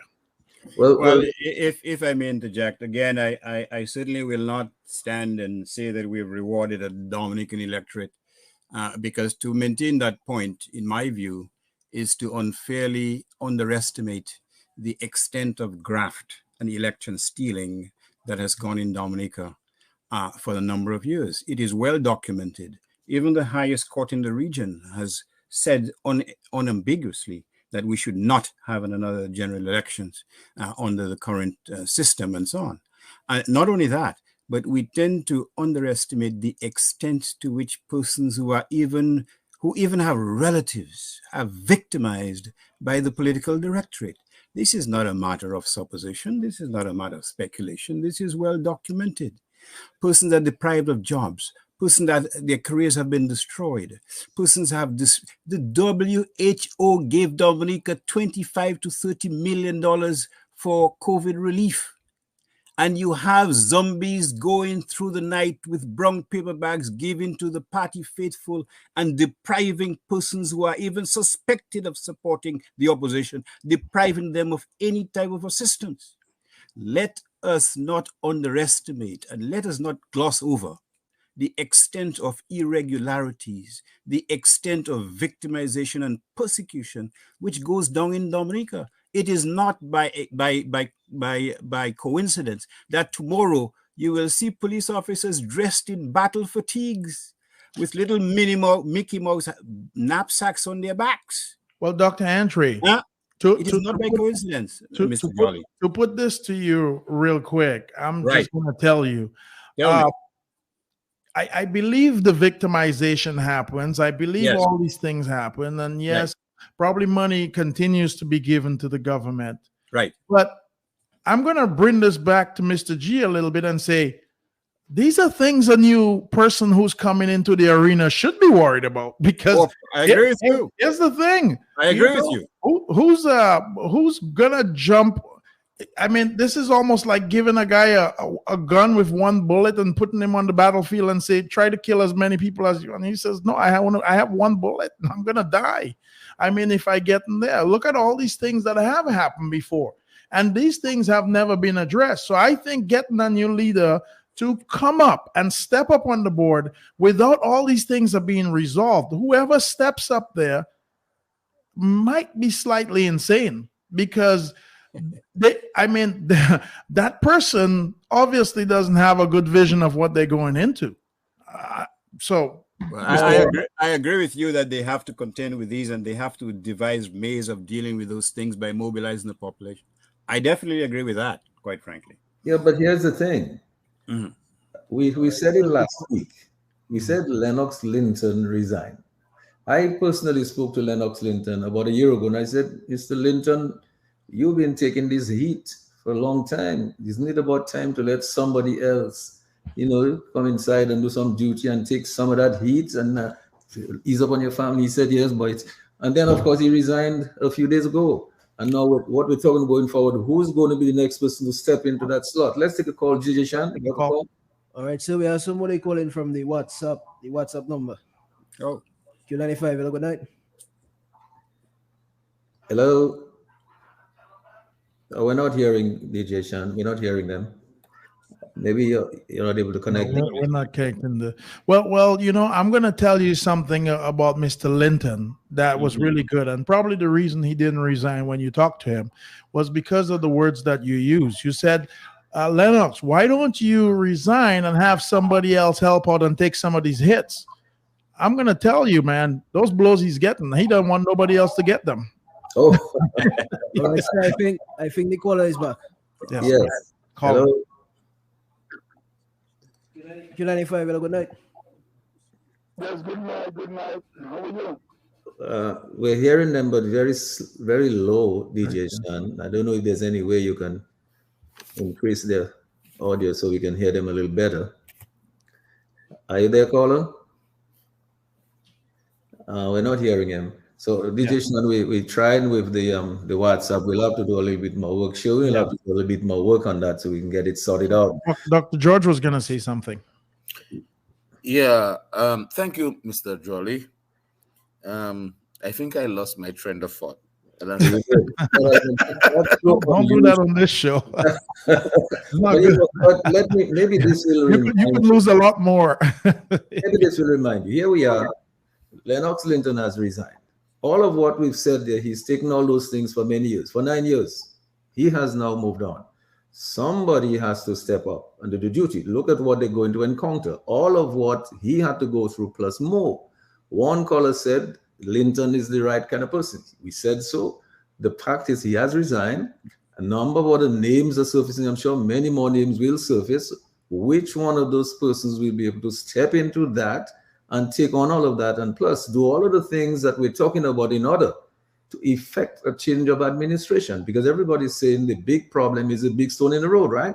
Well, it's not the big stone in the road. I tend to disagree with you a little bit. I think that No, I'm not saying, I didn't say, I'm saying the callers. The callers probably saying the big stone. There's no big stone in the road in Dominica. The truth is that we are a very challenging country, and most of us that are probably capable of doing good for Dominica. And as I said, Dominica, if you probably asked, Bernard, or you ask myself, we could probably sit down over dinner and we could have quite a few of the problems solved in Dominica and get us back on the right track. The problem is that most of us don't want to go through those type of things. We don't want to put our lives on, at risk to go through the things that Mr. Linton had to go through. I think if you're going to do good things for your country, you should do it. You should be justly rewarded, of course. And not only that, you should be able to walk out with something that says, here's all the things that I did. And people should be it should be a gratifying experience. What you're sending somebody into now is not a really good experience. But, Mr. Gregoire, if I may, please. Yeah, but just one sec, Dion. Yeah, but remember what they're going into a position of the leader of an opposition party, a party that is in opposition, not a party in government, right? So in order for you to be able to do anything like we're saying that a number of people could do, you ought to be in government. Or you ought to be able to work with whoever is in government to do that, right? So here's the thing. Many people have tried. I can think of several people who have tried and they've been pushed out. They had to leave. They could not do the kind of business you're talking about in Dominica because they would not, support the party line. So they were pushed out. Several Dominicans have come and tried. Several Dominicans in Dominica have tried to do certain things and they were not allowed to do it. Dr. Andre can tell us a whole lot about some of that. I mean, you can be a witness to that, Dr. Andre. People have tried. But people are saying that, listen, in order for you have to create an enabling environment, and the administration in office has to be receptive to that. When the administration says, if not passports, then what? Or agriculture has been industry. What do you do? And when you say passports, of course, the passports are generating a tremendous amount of revenue. But what happens to that revenue? Do you see it translating into improved quality of life and living standards of the ordinary rank and file Dominican? No, you see a few people getting very wealthy from major fees and so on. You see a number of hotels which do provide some employment, yes. But when you talk about billions of dollars, it has not certainly translated into really improving the lives of the everyday Dominican in a significant way. I don't know what your thoughts are on that, Dr. George. Thank you so much, sir. So I think my trend of thought came back. And yes, excellent. So what was happening there, what I am hearing is very healthy conversation, very good discussion, that if another leader comes, that they would take the blows that the former leader took. I do not want to look at politics from the view of an individual. My scope of political science is a scope of institution and is a scope of change and dynamism. Dynamic meaning changing constantly. My hope is that where there is change, that it would be a change of collaboration. That's my hope. Okay, I say that to say that with respect to the lady that called and spoke of Lennox as being as the champion, that might be very true. I'm not denying that. But the opposition party is looking for results. One, and I don't think anyone on the panel or last week ever said that the opposition leader was the problem. I said in my presentation that he made a conscientious effort to resign for reasons beyond my knowledge. What I think the conversation led to on the Global View on Q was the whole idea of democracy, leadership for Dominica, to have a vibrant democracy, a continuing democracy, agitating where there is change that is needed. And I think all is welcome. So I do not disagree with the caller, nor do I disagree with Mr. Jolly. But where I would not concur, I would say this, is I do not believe the next leader is mad to go and take blows. I do not believe that. I believe, let me finish. Yeah, let me just say what I have to say. I believe that there are actions that are being taken by the Electoral Reform Commission, Dennis Byron, NGOs, and I believe Nitcliffe will have to perhaps get involved. Persons would, and according to Bernard, that people, you know, if you recall, Mr. Gregoire, last week I said, someone asked Benjamin Franklin, what sort of democracy did you give us, or government? He said, ma'am, I gave you a republic, if you can keep it. What he meant is that they have to agitate, keep on agitating. That's really what government is about. And so what we're doing here this evening is nothing bad. Nobody's anti-government. We are for government. And we are for good government. A government that responds to the call of the people. And your QFM is a media which is the watchdog of the people. And people have to hear. It has to be open. And so the next leader, if he has other views outside of passports, outside of a mono economy, and can concentrate on other areas that can demonstrate, can negotiate, can reach out to an international appeal, I don't think he has one bullet in a gun. I think he has several bullets as a son of a former defense force. Now, Dr. Andre, here's what I wanted to do. We're at that juncture where Honorable Lennox Clinton has resigned. the United Workers' Party has to find a new leader. We have done the situation analysis. We have looked at all of the parameters in there, all of the problems and all the things that that person will have to encounter, possibly even more than Lennox Linton had to endure for the last 9 years. But the fact of the matter is, and I was hoping that we'd have heard more from our callers as to their opinion of the kind of leader they need to have that can do this and still be able to effect the change of administration. Because remember, this political party that's in office now has had a lot of money to spend at election campaigns. Does it mean that any other political party that's trying to win election must have money? They have to raise money. Does it mean that that leader must be able to persuade people, even maybe without money, to try to join their team? You know, does it mean that they have to endear themselves to some very disgruntled laborites? Because not every person who supported the Labour Party, not every Freedom Party person who supported the Labour Party have got many benefits from that largesse over the last 20 years. Does it mean that that person would have to have some charisma to embrace all these people and make them feel welcome in a big tent, in order to say whether money or not, we're going to try to do something to maybe to improve our lives? It has not improved over the last 20 years.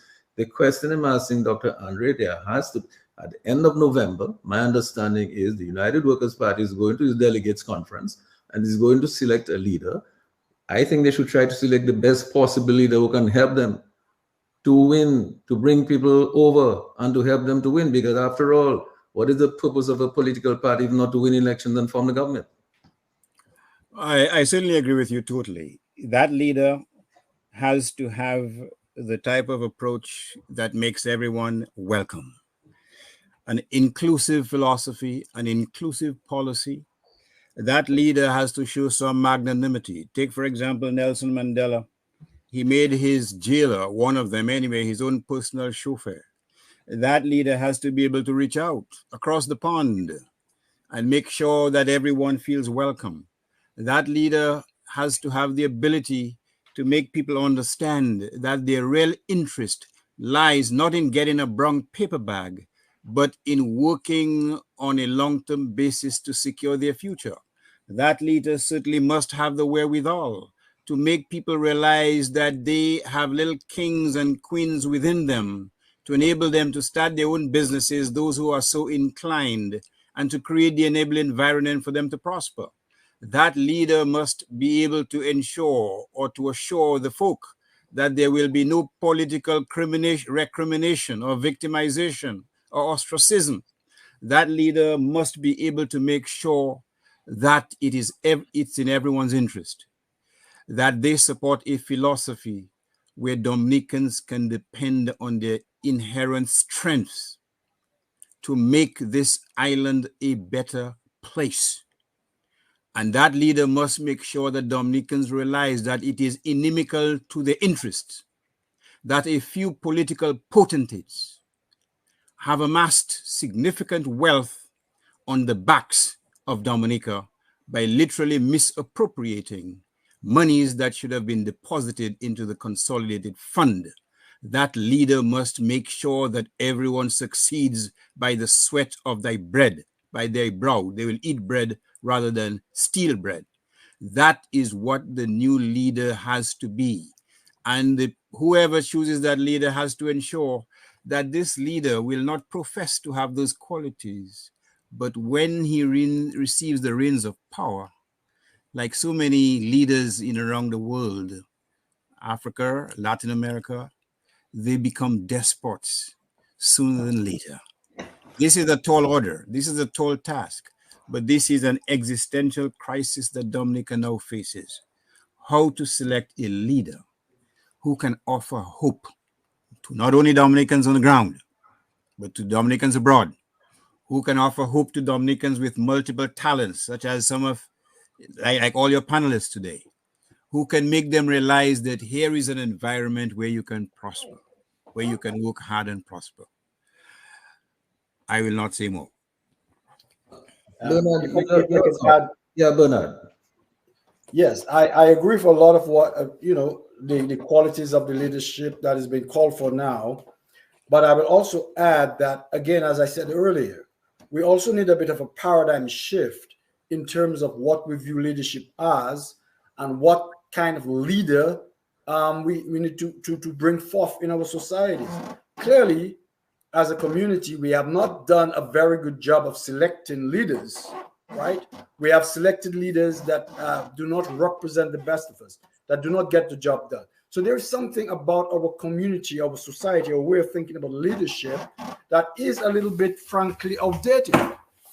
We expect, as I said, these messiahs, this all-encompassing great men and women to save us, to have all the qualities and characteristics that Dr. Andre and we have discussed. And I'm not arguing that these characteristics are necessary. But if we're looking for the supermen and women to encompass all these qualities, the charisma, the organizational skill, the technical skill, the ability to inspire, the ability to work the grassroots, the ability to talk, drink a beer on the street corner of the man. We're looking for this super leader. And I'm saying that is part of our problem. We've always been to seek the one-shot silver bullet solution in a grand leader. And that happens in many Black communities around the world for some reason. And I need to do some research on this. But we have this tendency to aspire to this super people. And what I'm saying is that is part of the problem, though. In our communities, we have to train, we have to think about how do we get our communities to select the right people, even if they do not represent the superhuman people, right? We need to be able to put people who can build teams with these qualities, to build a team of leaders, to build a team of throughout society that can get things done, who can bring people together and said, this is my forte, this is your forte, this is area. And together we can create and select and build teams. This is what it takes to develop a country.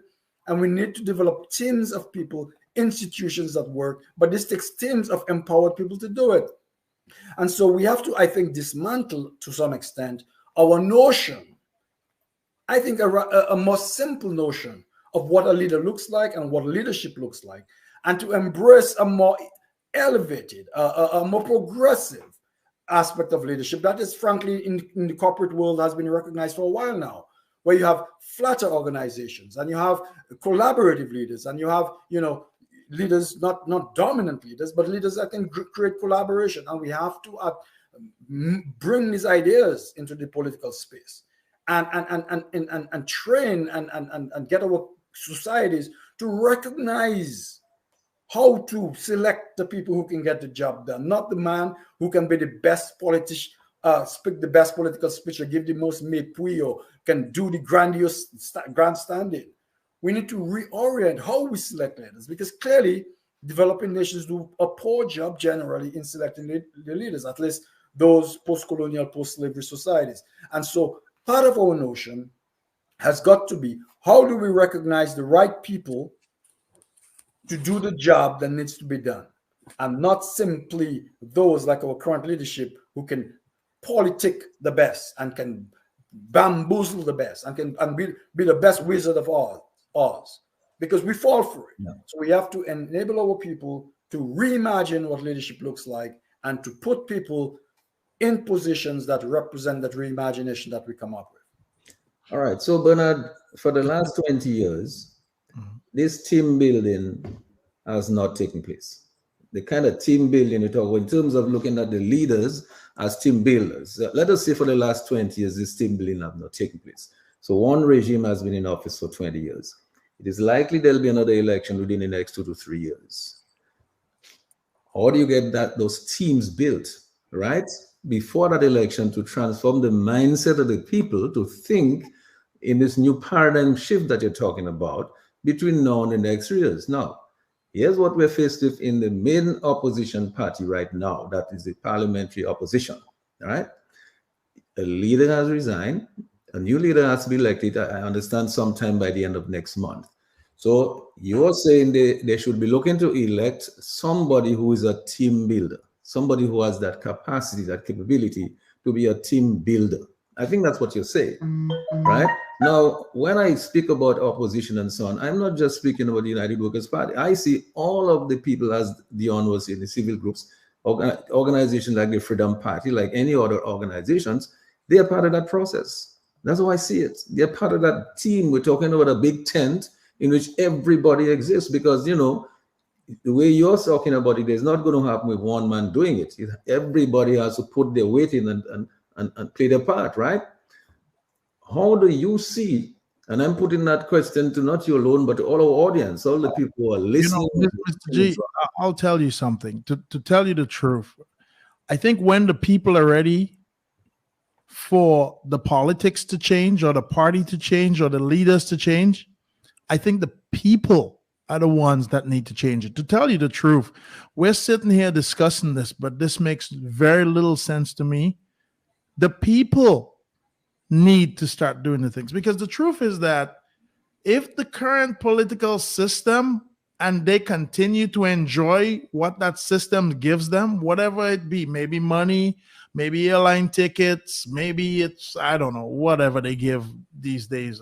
I don't really care too much. I don't care for charity. I think charity is a poor source of anything. You should not accept charity, in my view. I think it's very degrading for somebody to have to give you something. I would rather earn whatever I get. But unless the people stop accepting what they're getting, the system is never going to change. Unless the people say no more of this accepting, we have to understand that before we look for these new things that we're trying to do, we need to understand whether the people really want it. Remember, leaders are elected by the people. And to tell you the truth, I don't know whether the people want to really change anything. I think the people are sometimes quite comfortable with what they have. They have not gotten up and said, no more will I do this. It's still continuing on a daily basis, on a weekly basis. So I think things have to get to the point where it's really serious. And I'll tell you a little story right before we leave real quick. Today, it was raining really hard in Dominica. And for those of you who are not in Dominica, I mean, the rain comes down in Dominica. And it was so crazy because the rain filled up the gutters and the rats were running out of the gutters to highland. And I think that's what has to happen. And everything has to flood first, and then everybody just starts running to highland. Because the change needs to come from the masses first. And then you will see a leader arise and say, these people are ready for change. All right. So, Dr. Andre, Yes.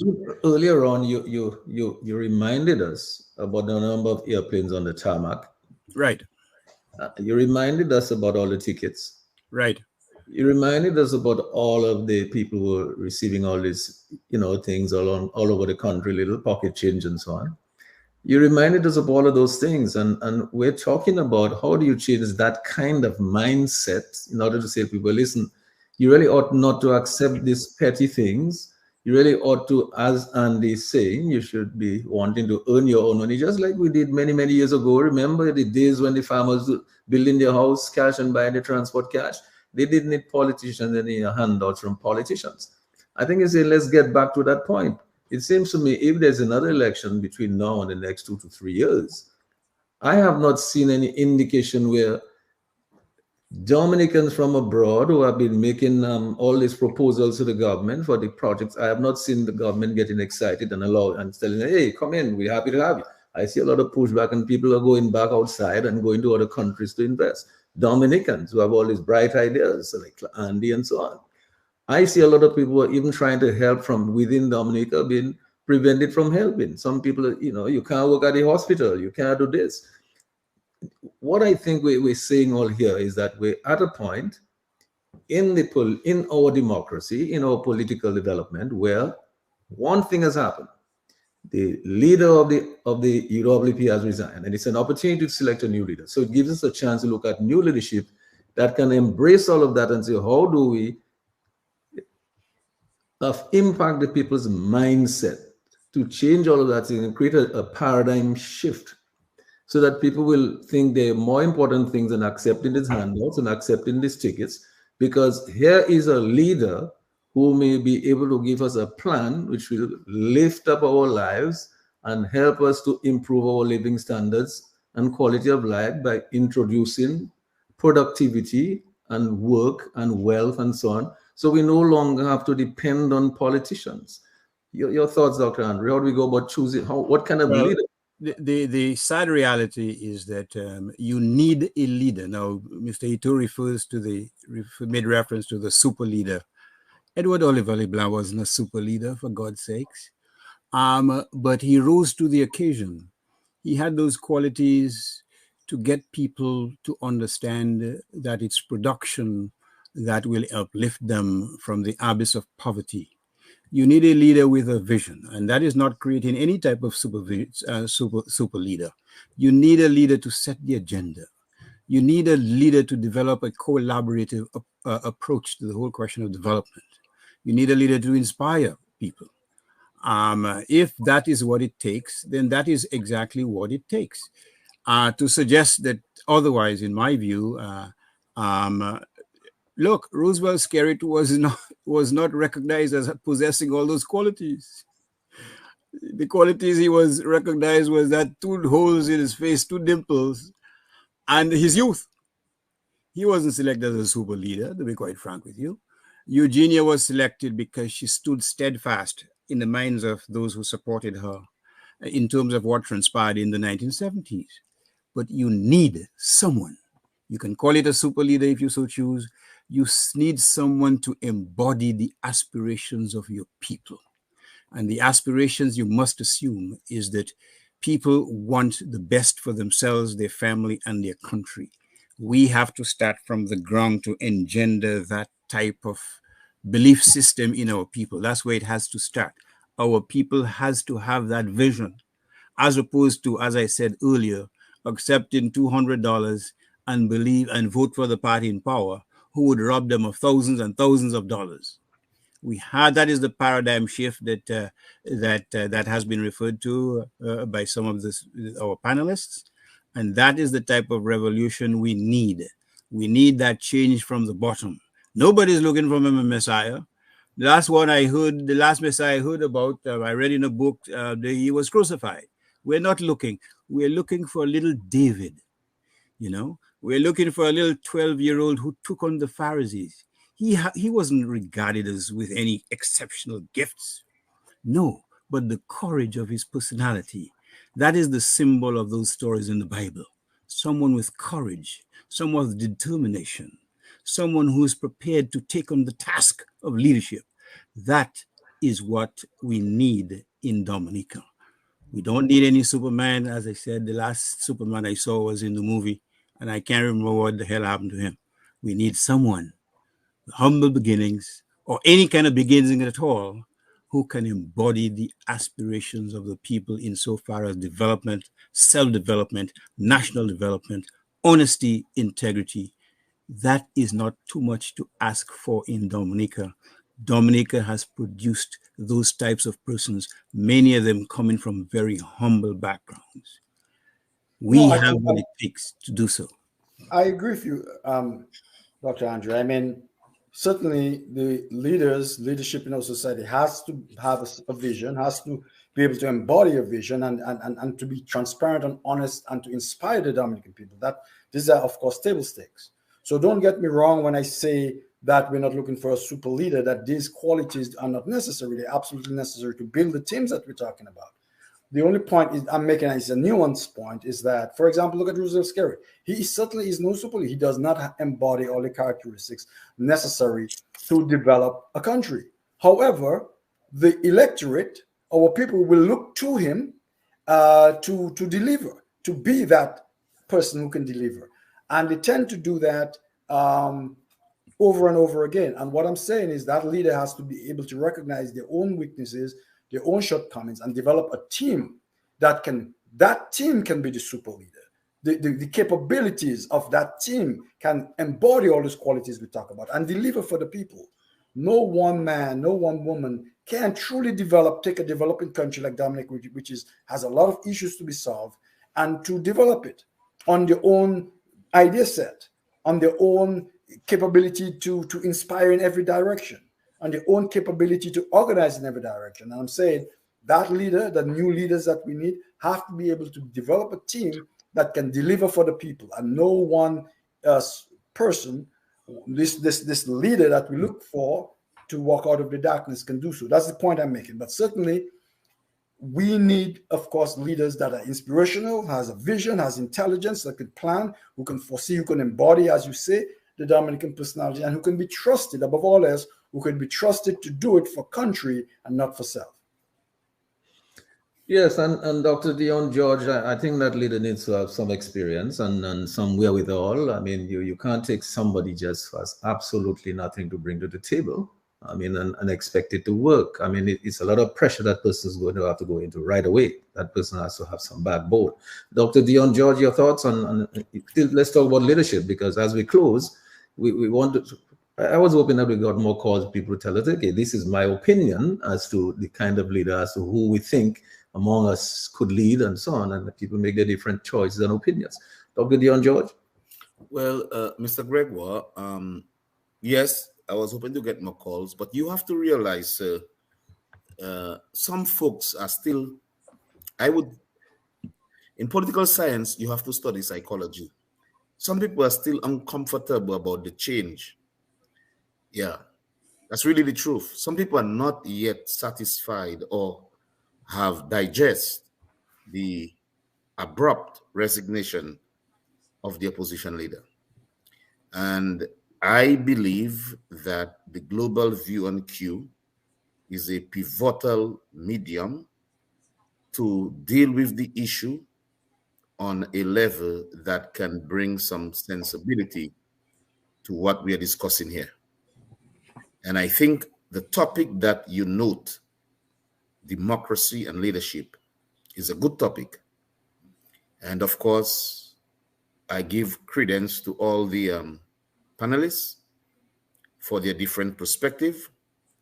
There are some in which I concur, but in terms of confluence, I want to say that I totally agree with the allegory that Dr. Andre gave about David and not the one that died, that is Jesus Christ, because he's the ultimate leader, and that's the bottom line. So nobody's looking for Jesus Christ. I think that is what my good friend, Mr. Bernard Ito, is saying, that we're not looking for a El Supremo, but we're looking for a collaborative leader. On that note, I would like to say that the leader that I think in some form of convergence that Bernard is saying, and perhaps Dr. Andre is saying, is one that is a manager. And what a manager does, Mr. Gregoire, I played cricket, you played cricket, you told me you could spin the ball and you could wicket keep. You said you could play soccer. I've never seen it, but you said you could. I believe you. Well, you can take my word for it. Okay, so I tell you, I believe you. When a team is doing well, everything goes well, you know. But when it meets difficulty, people argue and stuff. Let me tell you something, sir. Sometimes your best player is the one that gives you the most problem, you know. Yeah, he might be the best batsman, but he's the one that is the most ill-disciplined, not coming to practice, and you just have a problem with his behavior. My point is this, sir. As a leader, you have to be a manager. Do you ostracize him? That you have a good person on your team, that you let him live, or you pull him back in the fold? Do you internalize it and make enemies, or do you say, you know what, man, let's fix it? I'm not saying that to make any inferences or any allegory of reference to anybody, but I'm saying a leader has to be a good manager.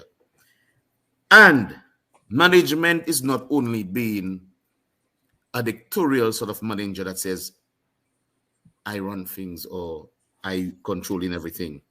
There's something called delegation. You could delegate or to spread the authority around. Give different people that you know that can do it, to empower your employees. There is this view that Robert McNamara said, and that's probably my closing statement, and then maybe if you want me to say something else. But Robert McNamara was the Secretary of Defense for the United States during the Cuban Missile Crisis. And when Cuba put those missiles facing the United States, the president was the youngest president at the time. It was Kennedy. And there were 11 missiles that could probably destroy 90 million people on the eastern coast of the United States. They had nuclear warheads from Russia, at the time, the Soviet Union. Get to the point. The point is, when they told him what we should do, he said we should destroy them completely. The Soviet Union told them, the day you touch Cuba, I'm hitting you with everything I have. What's my point? Negotiation. Negotiation, negotiation, negotiation. The general, his name was Curtis LeMay. He told them, let's hit Cuba with everything we have. The Soviet Union said, if you hit Cuba, we're hitting you back. There was a guy, I can't remember his name. I'm so sorry to give you this story, I can't remember an actor name. But he had spent some time with Khrushchev. And he's told Kennedy, do not do that. Do not do that. Talk to him. He said, you should have empathy. So they called and they said, well, we won't do that, but can you please remove the missiles?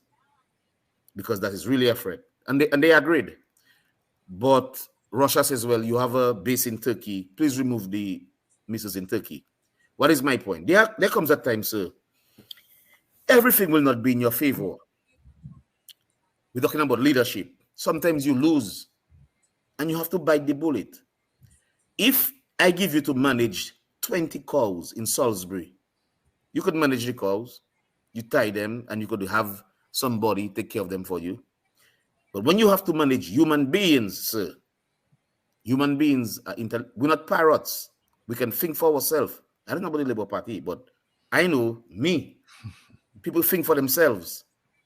It's very difficult when you have someone who is intelligent, like Mr. Jolly and Dr. Andre and Bernard, to tell them to do something where they disagree with you.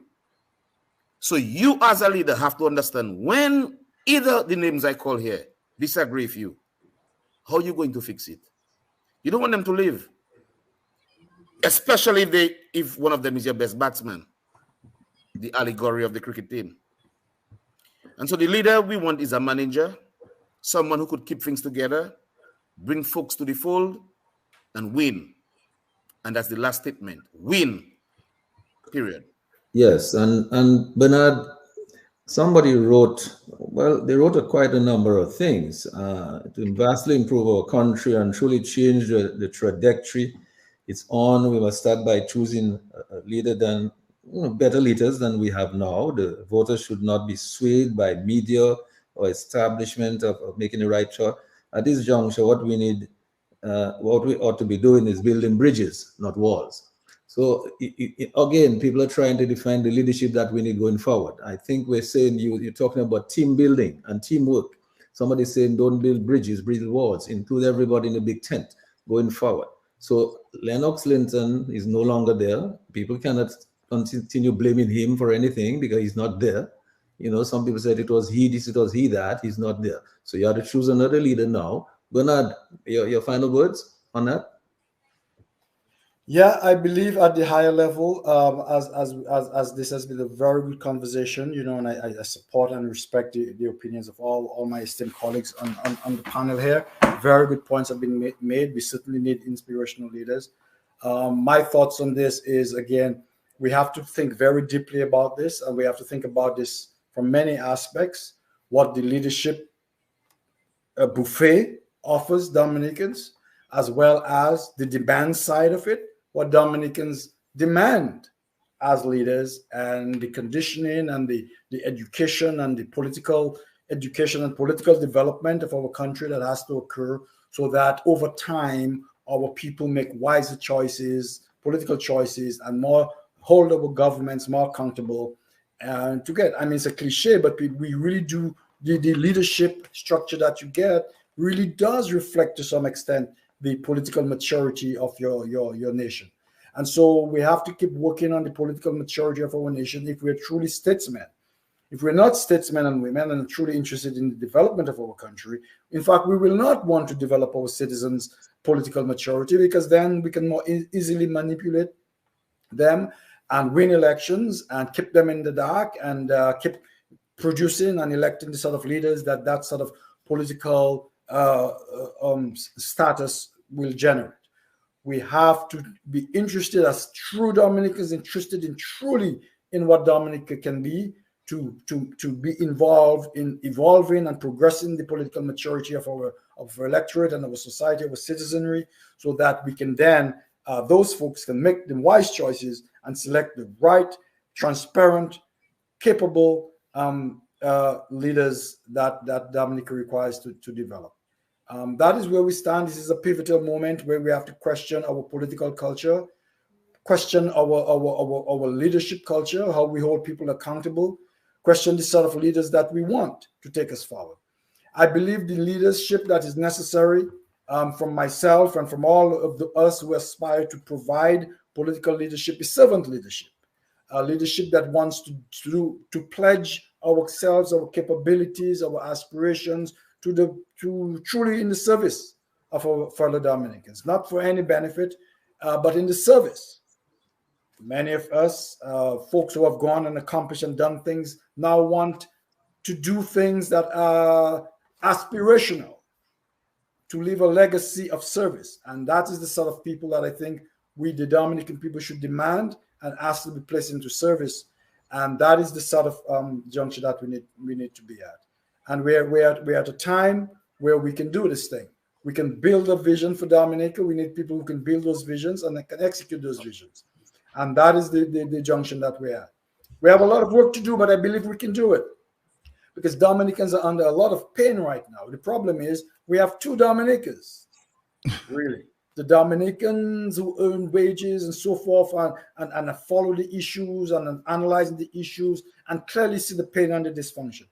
But we also have a Dominica of some folks who are also a little bit in the dark of the true reality. You do not feel the true pain, economic pain, of lack of progress, because they have set or have an expectation that a little progress is good enough.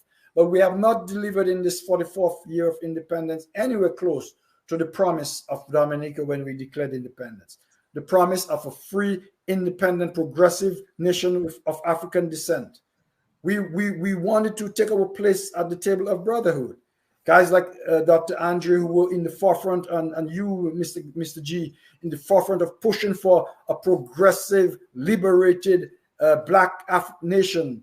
That promise has not been kept, but that promise can be kept. That promise is dormant. But we need these large set of leaders to embrace the realities of the new world, to understand the opportunities that are opening up in this new 21st century economy, and to bring in that sort of leadership to make those visions happen. And as you said, we need leaders who can embrace those visions and can enable those visions by building teams of people who can be honest, transparent, and can provide the sort of leadership that we need in this new world. Well, thanks a lot, Bernard. Somebody else is saying what you need now is collaboration, and you need to find a leader. A leader needs to come forward now who can inspire ordinary people's mindset back to the productivity thing so that they can become self-sufficient rather than be dependent on handouts. In other words, somebody who's able to inspire the rank and file Dominican ordinary person to understand that their life could be better. There is a better way. They could be uplifted, the quality of life and it could be improved. And so, Andy, your thoughts on that kind of leader, if we can see that kind of leader evolving, that is going to inspire ordinary people. Well, I'm going to give you my thoughts. I don't know if you like it too much or if anybody else is going to like it out there. I don't think a good leader is ever going to emerge until we change the standard or the standards in Dominica. The standards that we have are very low or non-existent. And we're talking about we need electoral or election reform. We need to ensure that the people are treated fairly and justly. We need to ensure that there's a level playing field. A level playing field, which means both sides will play fairly. And we need to ensure that we have some sort of referee in the middle.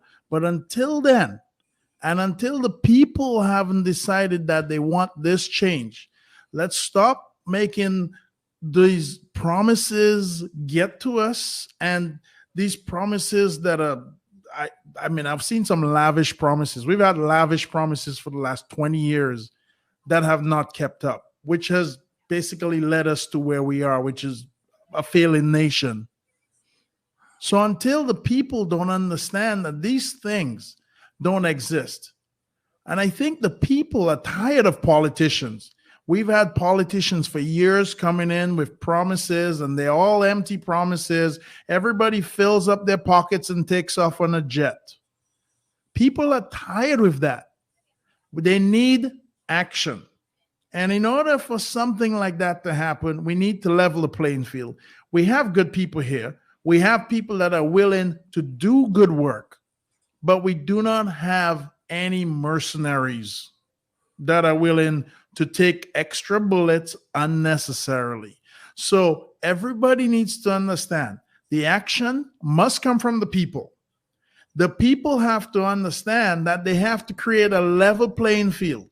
We have to understand that there's a standard of practice that we need to start practicing on a daily basis. There are things we can do and there are things we can't or should not do.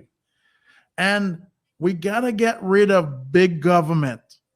We have 60,000 people in Dominica that are managed by the biggest government ever. The government controls more, whether it be vehicles, employs more people, spends more money than anything else, competes with the private sector. I mean, we really don't have what we call a democracy in Dominica. Dominica is almost borderline communistic state.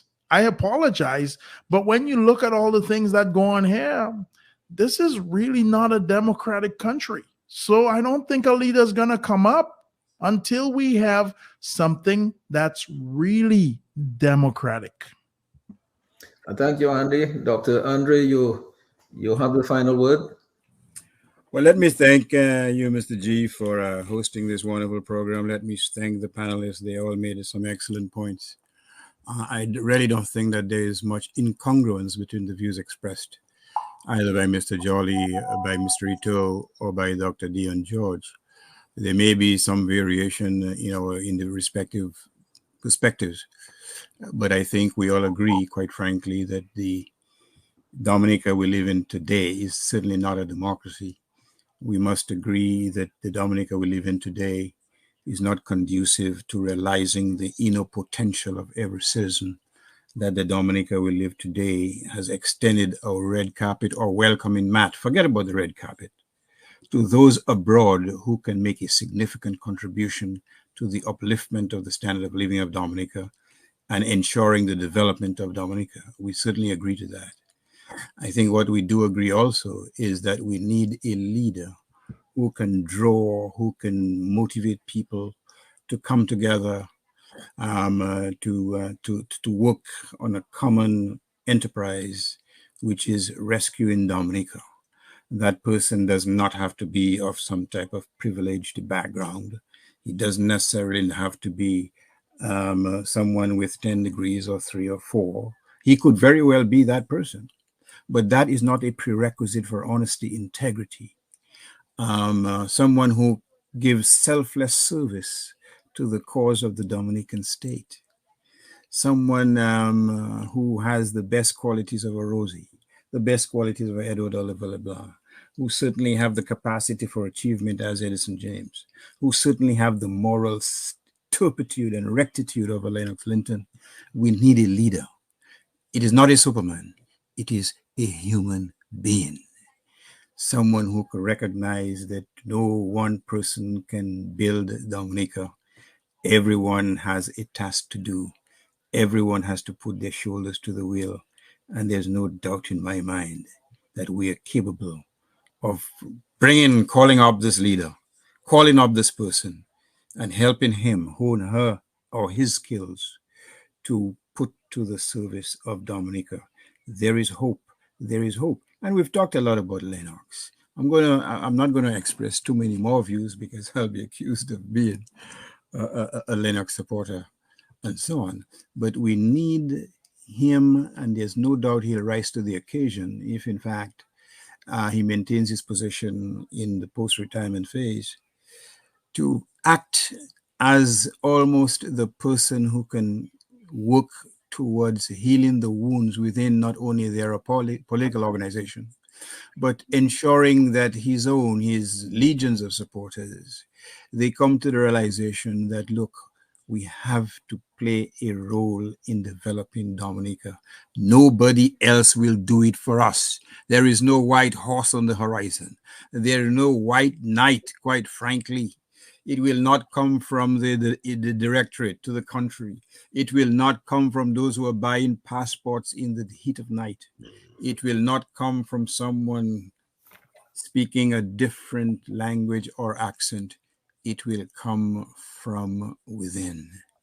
We have the ability to have someone who can rescue us from the abyss in which we languish.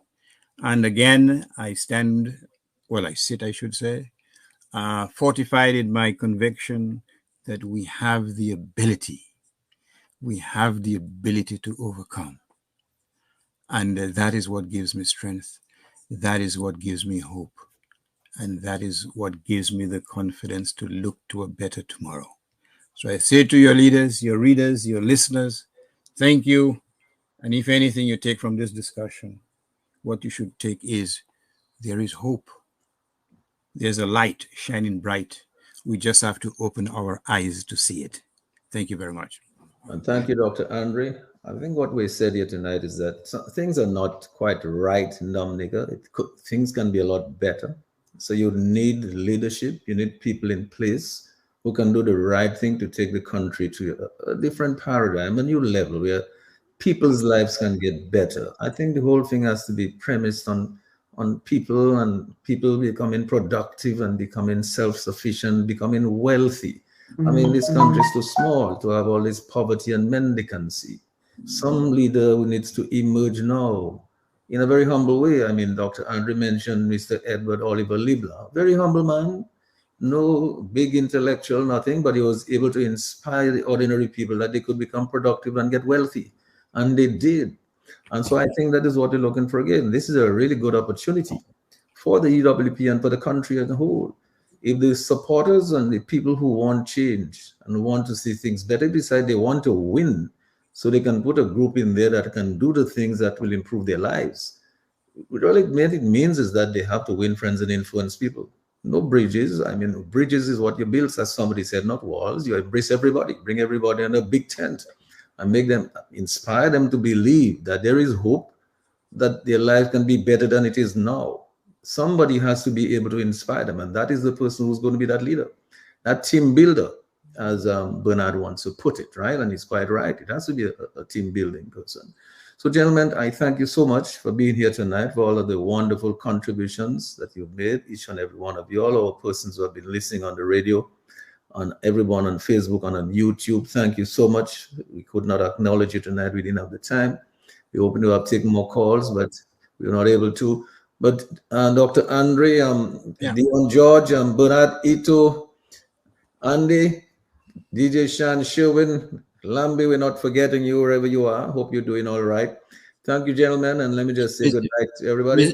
Mr. G, if I may interject very briefly, yes. I should indicate that on Sunday in Portsmouth, they're celebrating the life of Rosie Douglas.